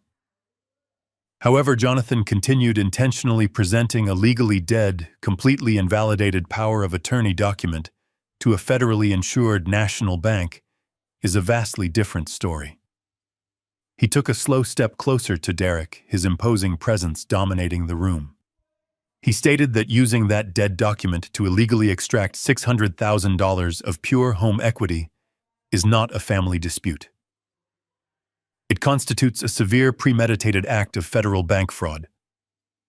Jonathan pointed to the federal agents standing quietly in the room. He explained that because the targeted financial institution was federally insured, the crime carried immediate federal jurisdiction and a mandatory non-negotiable prison sentence of at least 10 full years behind iron bars. Jonathan did not stop there. He wanted Derek to know that every single dark corner of his criminal life had been fully illuminated. Jonathan casually mentioned the private corporate entity known as Apex Holdings. He watched Derek's knees visibly buckle at the sound of his own secret shell company. Jonathan calmly explained that the federal agents were already fully aware of the massive civil litigation currently pending against Derek's commercial real estate brokerage.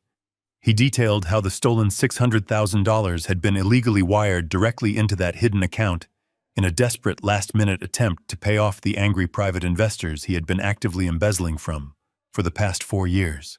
Jonathan's voice grew dangerously quiet as he delivered the final crushing blow.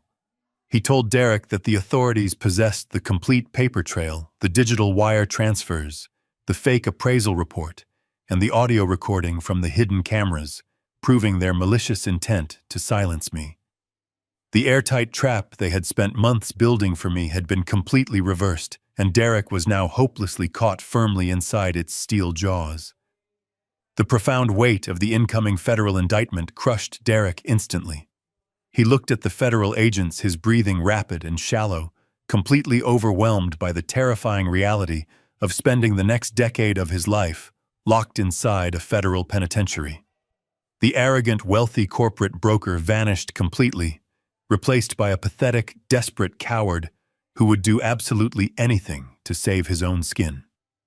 He was willing to sacrifice the mother of his children. He physically recoiled, stepping aggressively away from his wife, as if she were suddenly infected with a deadly disease. He raised his trembling hands defensively in the air and shook his head violently. He pointed his index finger directly at Natalie's face, his voice cracking with selfish panic. He screamed that he had absolutely nothing to do with the forged signature on the bank documents. He yelled that it was all her idea from the very beginning, that she was the one who physically signed the fraudulent papers and that it was her father's house. He looked desperately at the federal agents and begged them to believe that she had manipulated him into the entire scheme. Natalie stood perfectly still, her eyes wide with absolute shock, letting out a loud, agonizing scream of pure betrayal that echoed off the living room walls. Her piercing scream slowly faded into a pathetic, breathless sob. Natalie stared at her husband, her face twisted in a mask of absolute horror, as she realized that the man she had conspired with was willing to sacrifice her without a single moment of hesitation. But the survival instinct of a cornered predator is a truly remarkable thing. Instead of collapsing into a puddle of defeated tears, she violently spun around and marched directly toward the two federal agents. She positioned herself firmly between the officers and her trembling husband, forcefully pointing her manicured finger back toward me. Her voice took on a frantic, pleading tone. She told the agents that they had to listen to her. She insisted that they were making a catastrophic mistake. She claimed that the entire situation was nothing more than a tragic misunderstanding brought on by a severely sick, delusional old man. She begged the officers to look at the family court petition she had filed, desperately trying to spin her malicious conservatorship plot into a protective medical shield. She told them that my mind was completely gone, that I was suffering from advanced dementia, and that my ruthless lawyer was taking cruel advantage of my rapidly declining mental state. She swore up and down that I was completely paranoid, that I had entirely made up the unbelievable story about a fake business trip, and that I had probably forged those complicated banking documents myself in a sudden fit of severe, uncontrollable psychosis. I watched my own daughter attempt to weaponize my sanity right in front of federal law enforcement.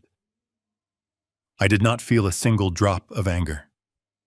I only felt a profound, exhausting pity for the hollow shell of a human being she had become.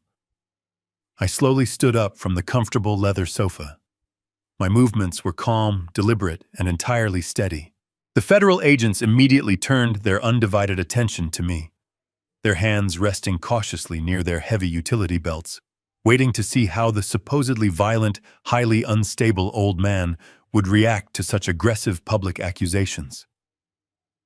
I did not shout. I did not wave my arms in protest. I simply reached into the front pocket of my faded jeans and pulled out my mobile phone. I calmly explained to the agents that my daughter and her husband had spent the entire week secretly installing hidden surveillance cameras throughout my private home. I told them that they did this to capture a manufactured psychological breakdown because they desperately needed high-definition video proof to secure an emergency conservatorship order by Monday morning. I tapped the glowing screen of my phone, opened the digital audio file I had extracted from Derek's computer, and turned the volume speaker all the way up. I handed the digital device directly to the lead federal agent. The crisp, perfectly clear audio of Derek and Natalie discussing their treacherous Aspen vacation and their calculated plot to destroy my entire life filled the tense, quiet living room. The seasoned agents listened in absolute silence as my daughter's recorded voice cruelly laughed about my deceased brother's funeral. They heard her proudly outline her master plan to use her own innocent children as emotional bait to push a grieving grandfather to the absolute brink of temporary insanity. As the damning recording played, the last remaining drops of healthy color completely vanished from Natalie's face. Her frantic, desperate energy evaporated into the thin air, leaving her completely paralyzed by the undeniable, horrific echo of her own malicious words. The lead agent slowly lowered my phone, his stern expression hardening into a look of absolute professional disgust. He looked right at Natalie and told her that he had heard more than enough to establish criminal intent.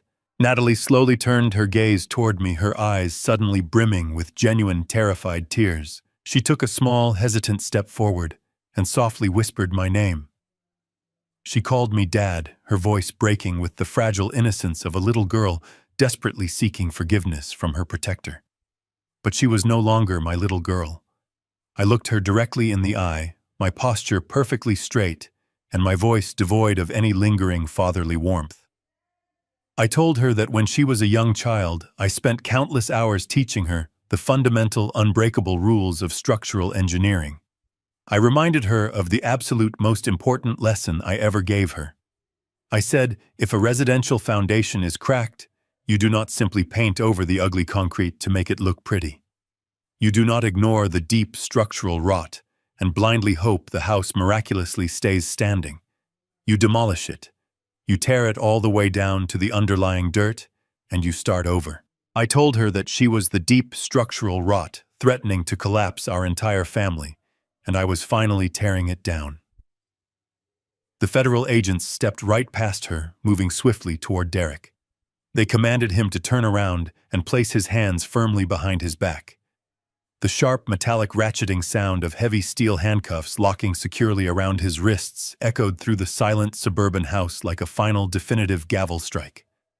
As the local police officer began reading Derek his constitutional rights, reciting the familiar legal phrases about the right to remain silent and the right to an attorney, Jonathan Pierce stepped forward from the dark shadows of the hallway.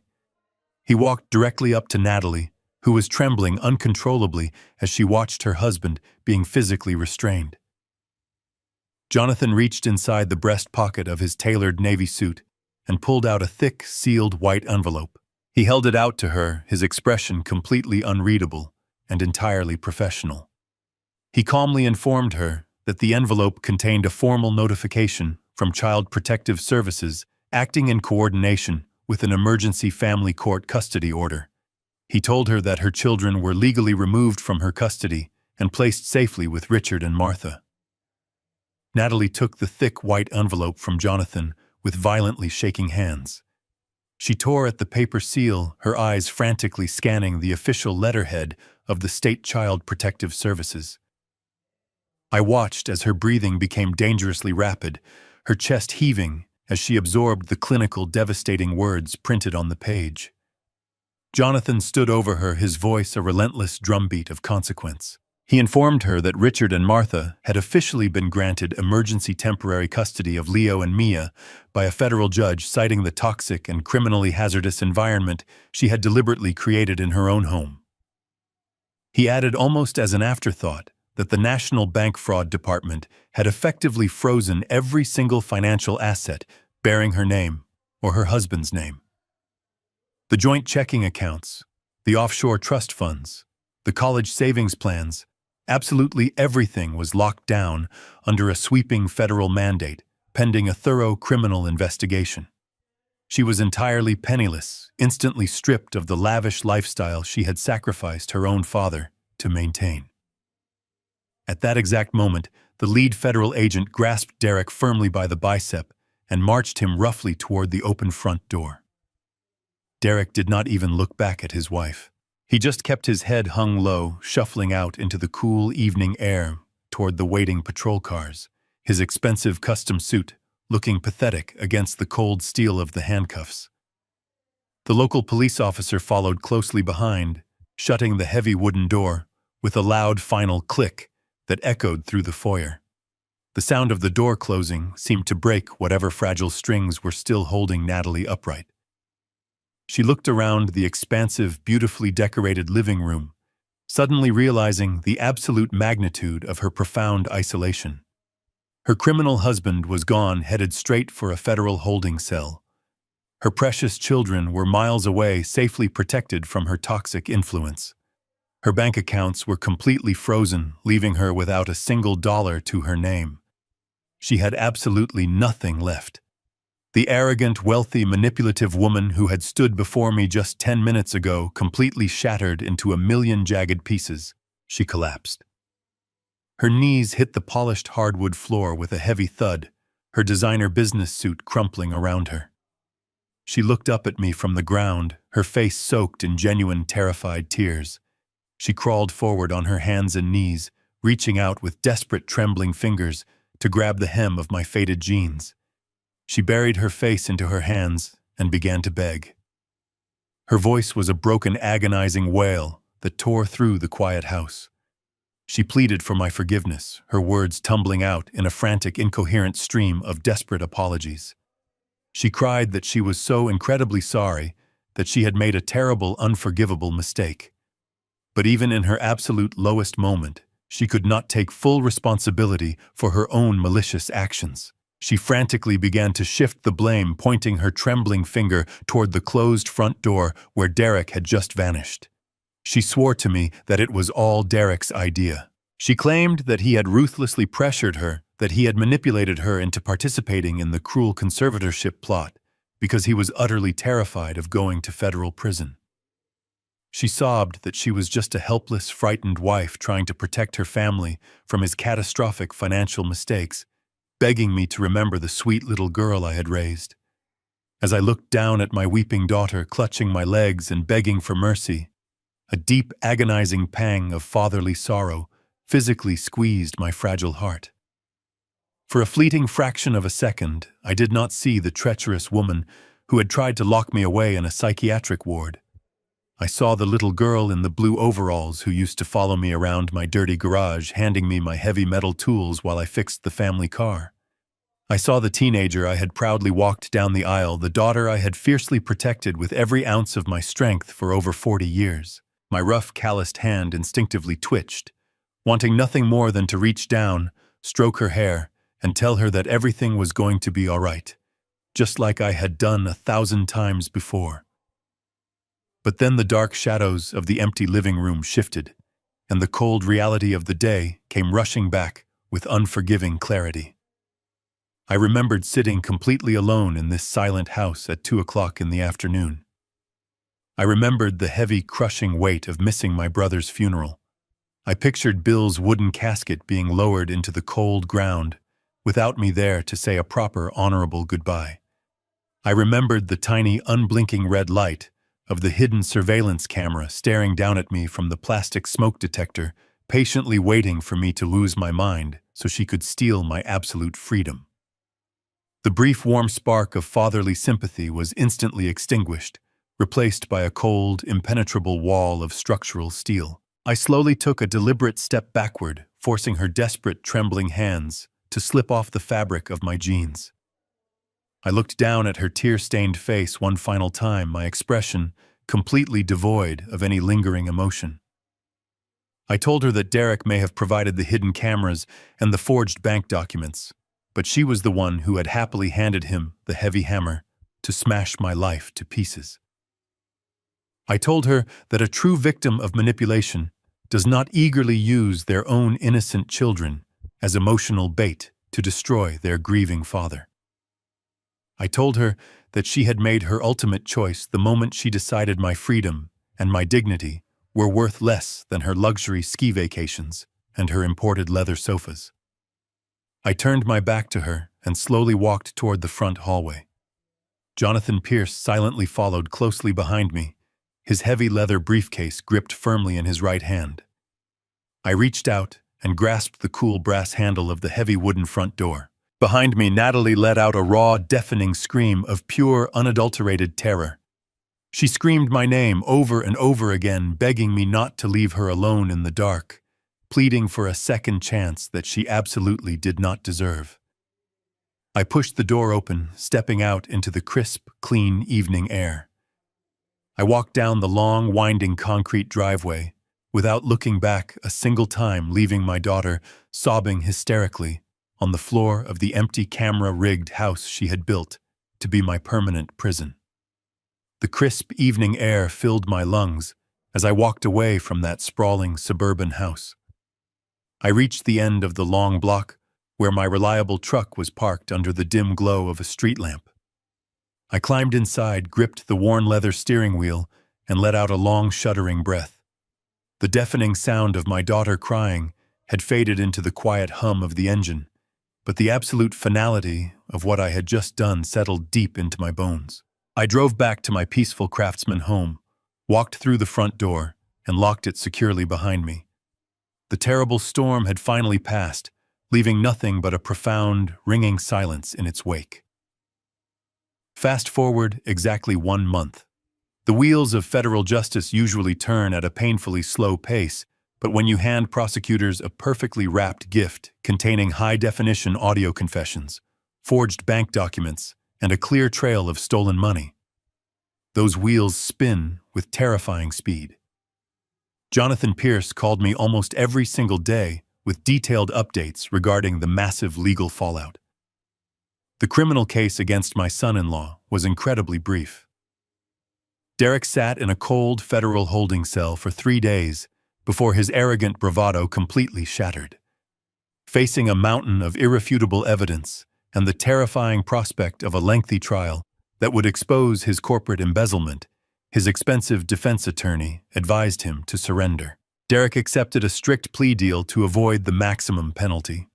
He pleaded guilty to multiple felony counts, including federal bank fraud and corporate embezzlement. The judge showed him no mercy. Derek was formally sentenced to 8 years in a federal penitentiary, completely stripped of his real estate licenses, and ordered to pay millions in mandatory restitution to his defrauded investors. He traded his custom Italian suits for a standard-issue prison uniform, locked away in a world where his superficial charm meant absolutely nothing.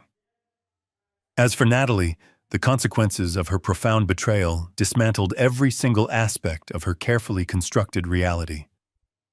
Because she had willingly participated in the fraudulent home equity loan, the federal authorities and the national bank came down on her with absolute ruthlessness. To avoid joining her husband in a federal prison cell, she was forced to completely cooperate with the fraud investigators. The bank demanded immediate repayment of the stolen $600,000.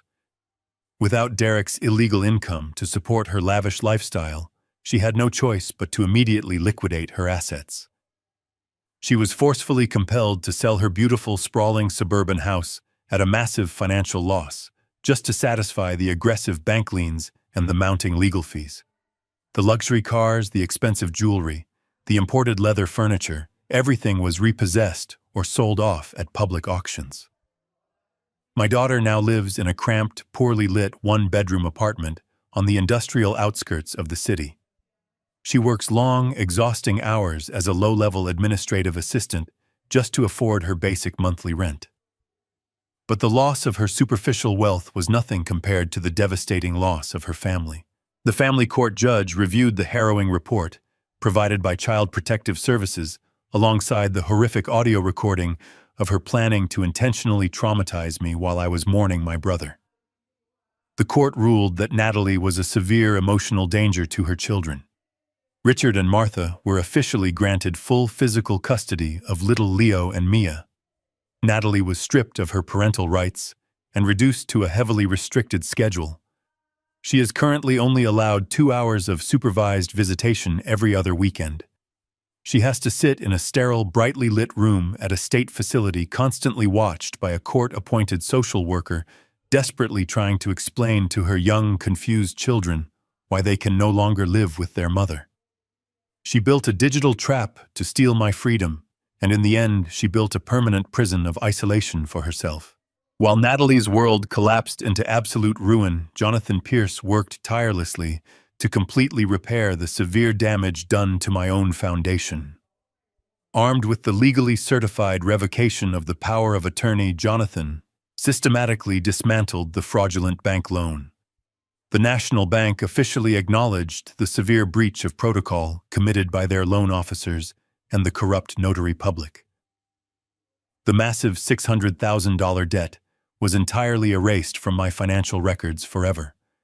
The heavy lien was officially removed, and the title to my historic craftsman house was completely cleared, restoring my property back to the safe, unburdened sanctuary it was always meant to be. The malicious family court petition was the next fragile pillar to easily fall. Jonathan filed an immediate motion to dismiss presenting the audio evidence of their calculated extortion plot. The presiding judge was absolutely furious upon hearing the truth. The judge threw the entire conservatorship case out of court with extreme prejudice, ensuring that Natalie could never again attempt to file such a baseless, vindictive claim against me in the state of Illinois. But Jonathan and I did not stop there. We turned our sharp focus toward the shady private doctor who had so willingly fabricated my medical evaluations. A physician who sells false diagnoses to help greedy relatives steal from the elderly is a dangerous threat.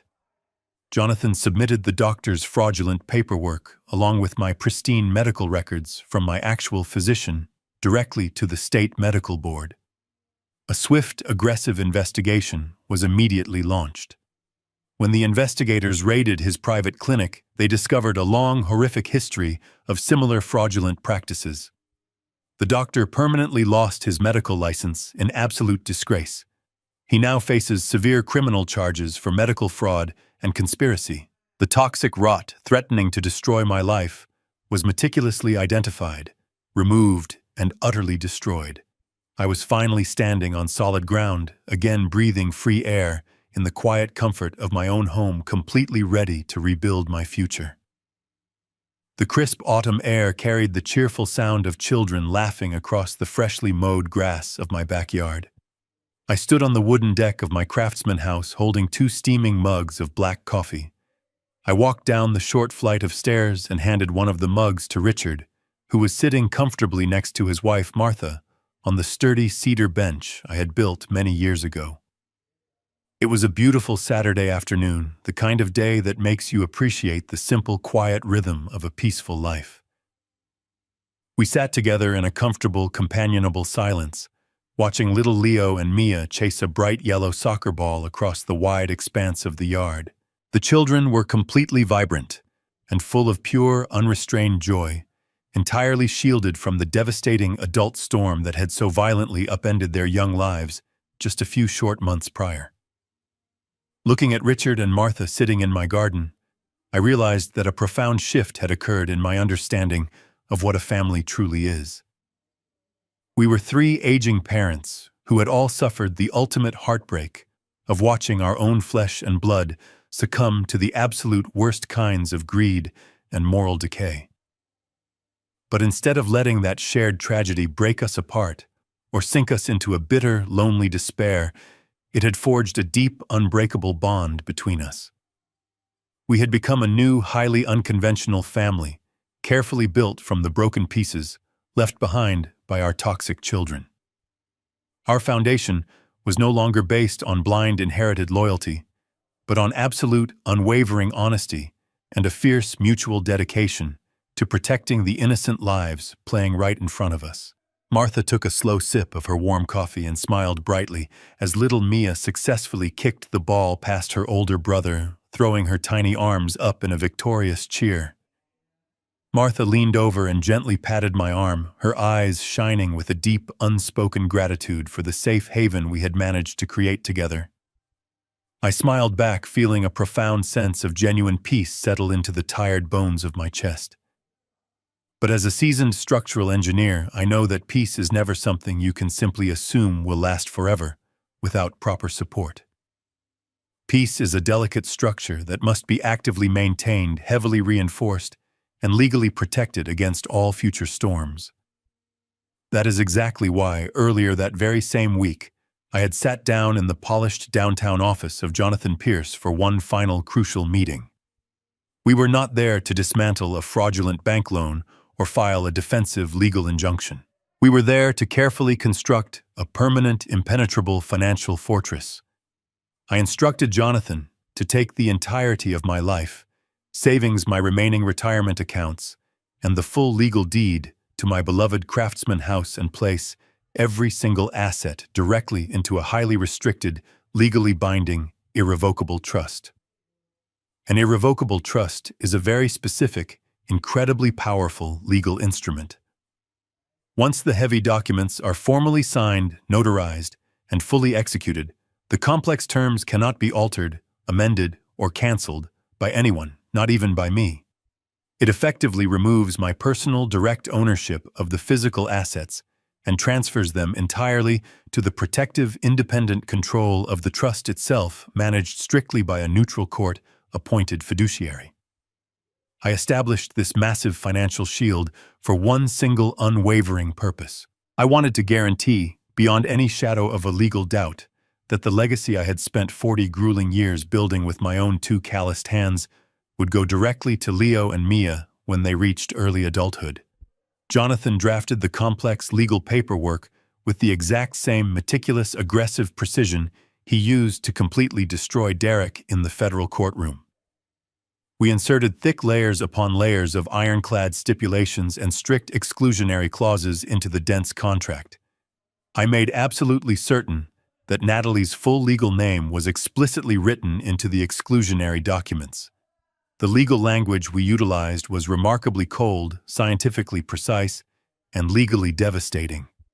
It clearly dictated that my estranged daughter was never to receive a single penny of my accumulated wealth. She was never to be granted any form of administrative access to the protected accounts, and she was strictly prohibited from ever contesting the trust in a civil court of law. Even if she miraculously managed to manipulate a sympathetic judge or fabricate another elaborate, deceitful narrative in the distant future, the rigid legal structure of the irrevocable trust would act as a massive, solid concrete wall, completely blocking her out from any financial gain. I had permanently and purposefully severed her from the financial safety net she had so arrogantly tried to steal from me. She would have to survive the rest of her natural life relying entirely on her own exhausted efforts, forever locked outside the wealthy gates she had tried to force open with cruel deceit. As I sat on the wooden bench watching my grandchildren laugh in the warm autumn sun, I knew that my architectural work was finally finished. I had successfully demolished the rotten, failing pillars of my past, and in their place I had poured a fresh, flawless concrete foundation that would easily support the bright, innocent future of the two young children I loved more than life itself. This new family we built was not defined by bloodlines, but by truth, respect, and a shared promise to always protect each other from the dark storms. I looked down at the rough calluses on my hands.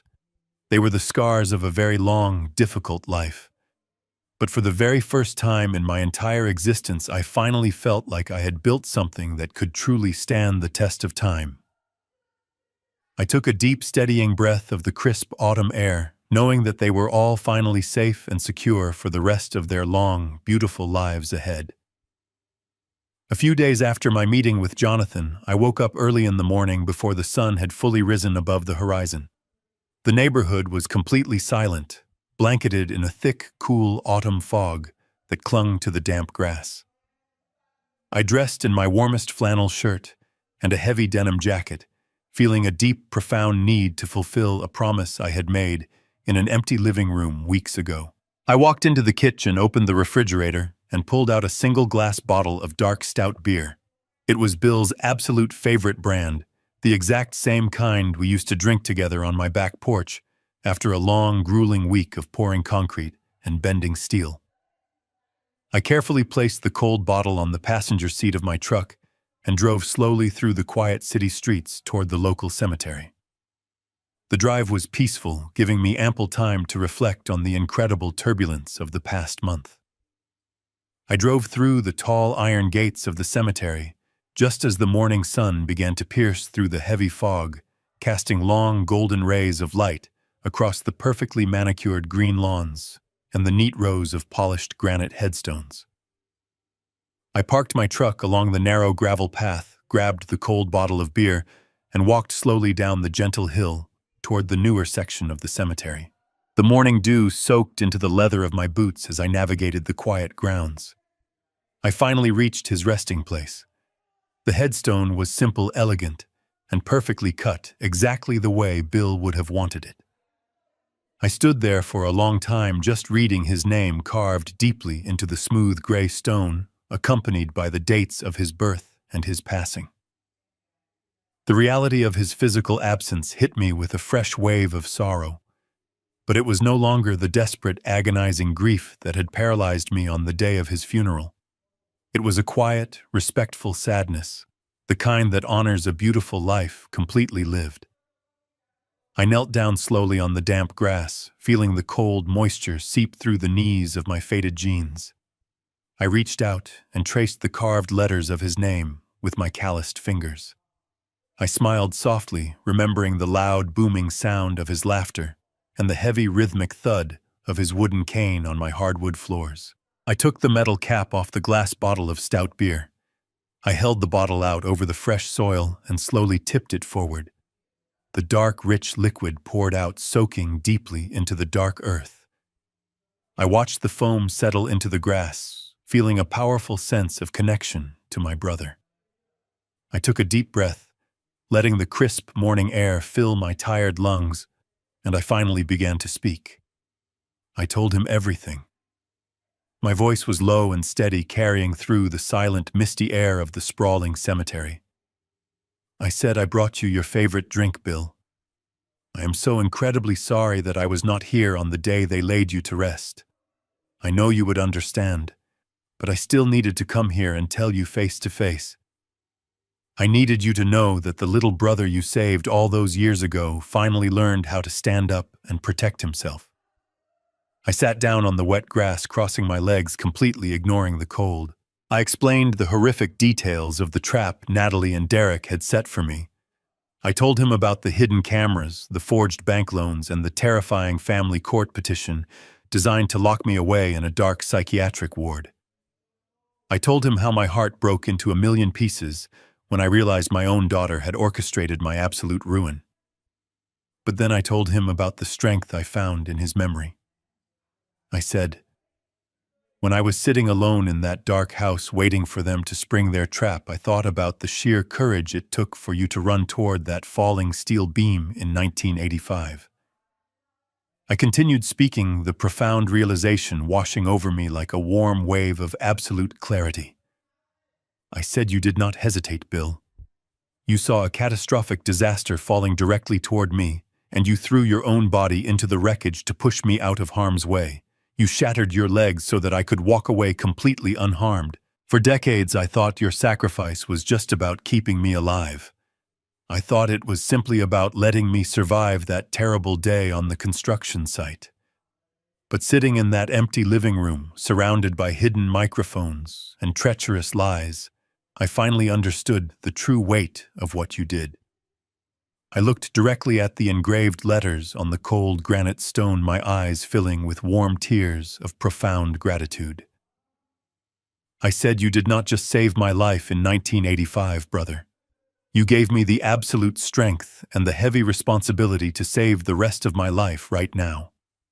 If I had let my daughter destroy me, if I had simply surrendered to her cruel manipulation and allowed her to lock me away, I would have been throwing away the miraculous second chance you suffered so terribly to give me. I realized that honoring your ultimate sacrifice meant absolutely refusing to let my life be ruined by toxic, greedy people." The tears silently tracked down my weathered cheeks, but they were tears of profound peace. I said, "You saved me twice, brother. Your beautiful memory saved my soul from being crushed." I placed my rough hand on the cold granite headstone.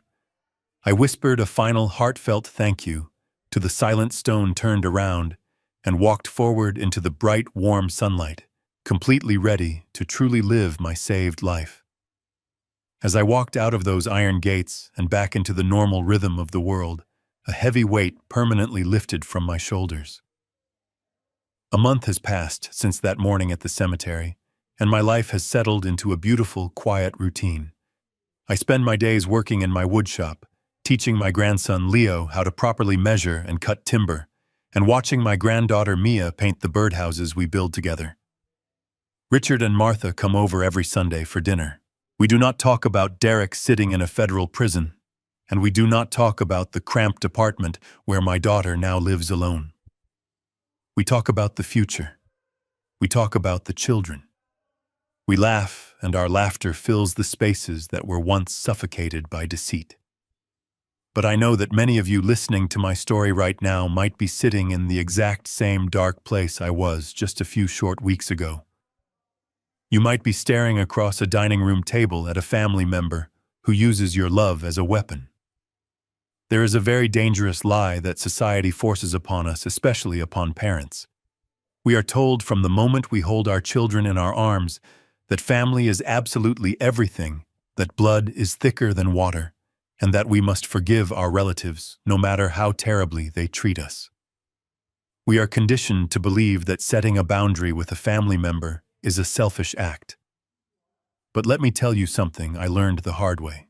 Sometimes the blood that is supposed to bind you together is the exact same water that is slowly drowning you. Abuse should never be tolerated just because it comes from someone who shares your last name. Disrespect does not suddenly become acceptable just because the person tearing you down is the same person you once taught how to walk. I spent 40 years of my life believing that my ultimate duty as a father was to provide a relentless safety net for my daughter. I thought that if I just gave her enough, loved her enough, and forgave her enough, she would eventually learn to appreciate the foundation I built for her. I was entirely wrong.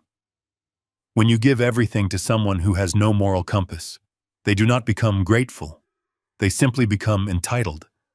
They begin to view your generosity as a weakness, and they start looking for ways to extract every last ounce of your worth before you are gone. My daughter did not just want my money. She wanted my absolute surrender. She wanted to erase my dignity, lock me away in a sterile hospital room, and steal the legacy I had broken my back to build. The hardest thing a parent can ever do is look at their own child and realize that they have raised a predator. It goes against every single biological instinct we possess. Your heart screams at you to protect them, to cover up their mistakes, to take the blame upon yourself. But you cannot protect someone from the consequences of their own malicious actions without eventually becoming their ultimate victim. As a structural engineer, I spent my entire career looking at blueprints. I know that every single building, no matter how tall or magnificent, relies entirely on the strength of its foundation. If the concrete is poured incorrectly, if the steel rebars are completely rusted through, the building will inevitably collapse. You cannot save a doomed structure by simply hanging new curtains or painting the walls a brighter color. You have to be brave enough to swing the wrecking ball. You have to be strong enough to tear it all down to the dirt, clear away the toxic debris, and start over from scratch. That is exactly what I did to my own family. I demolished the toxic structure my daughter built, and I poured a brand new foundation for my grandchildren. It was the most painful decision of my entire life, but it was also the most necessary. I am sharing my story with you today because I know there are good, hardworking people out there who are being secretly crushed by the immense weight of their own toxic families.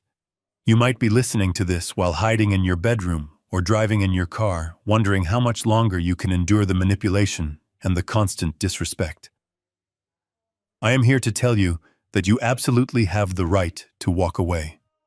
You have the right to protect your peace, your finances, and your mental health, even if it means walking away from your own flesh and blood. You do not owe your life to anyone who actively tries to destroy it. Some people will say I went too far by letting my daughter lose everything. They will say a father should never turn his back on his own child, no matter what terrible crimes she committed. But respect is not inherited. It is earned. And abuse should never be tolerated just because it comes from blood. I removed the safety net she was using to strangle me, and I let her face the real world entirely on her own.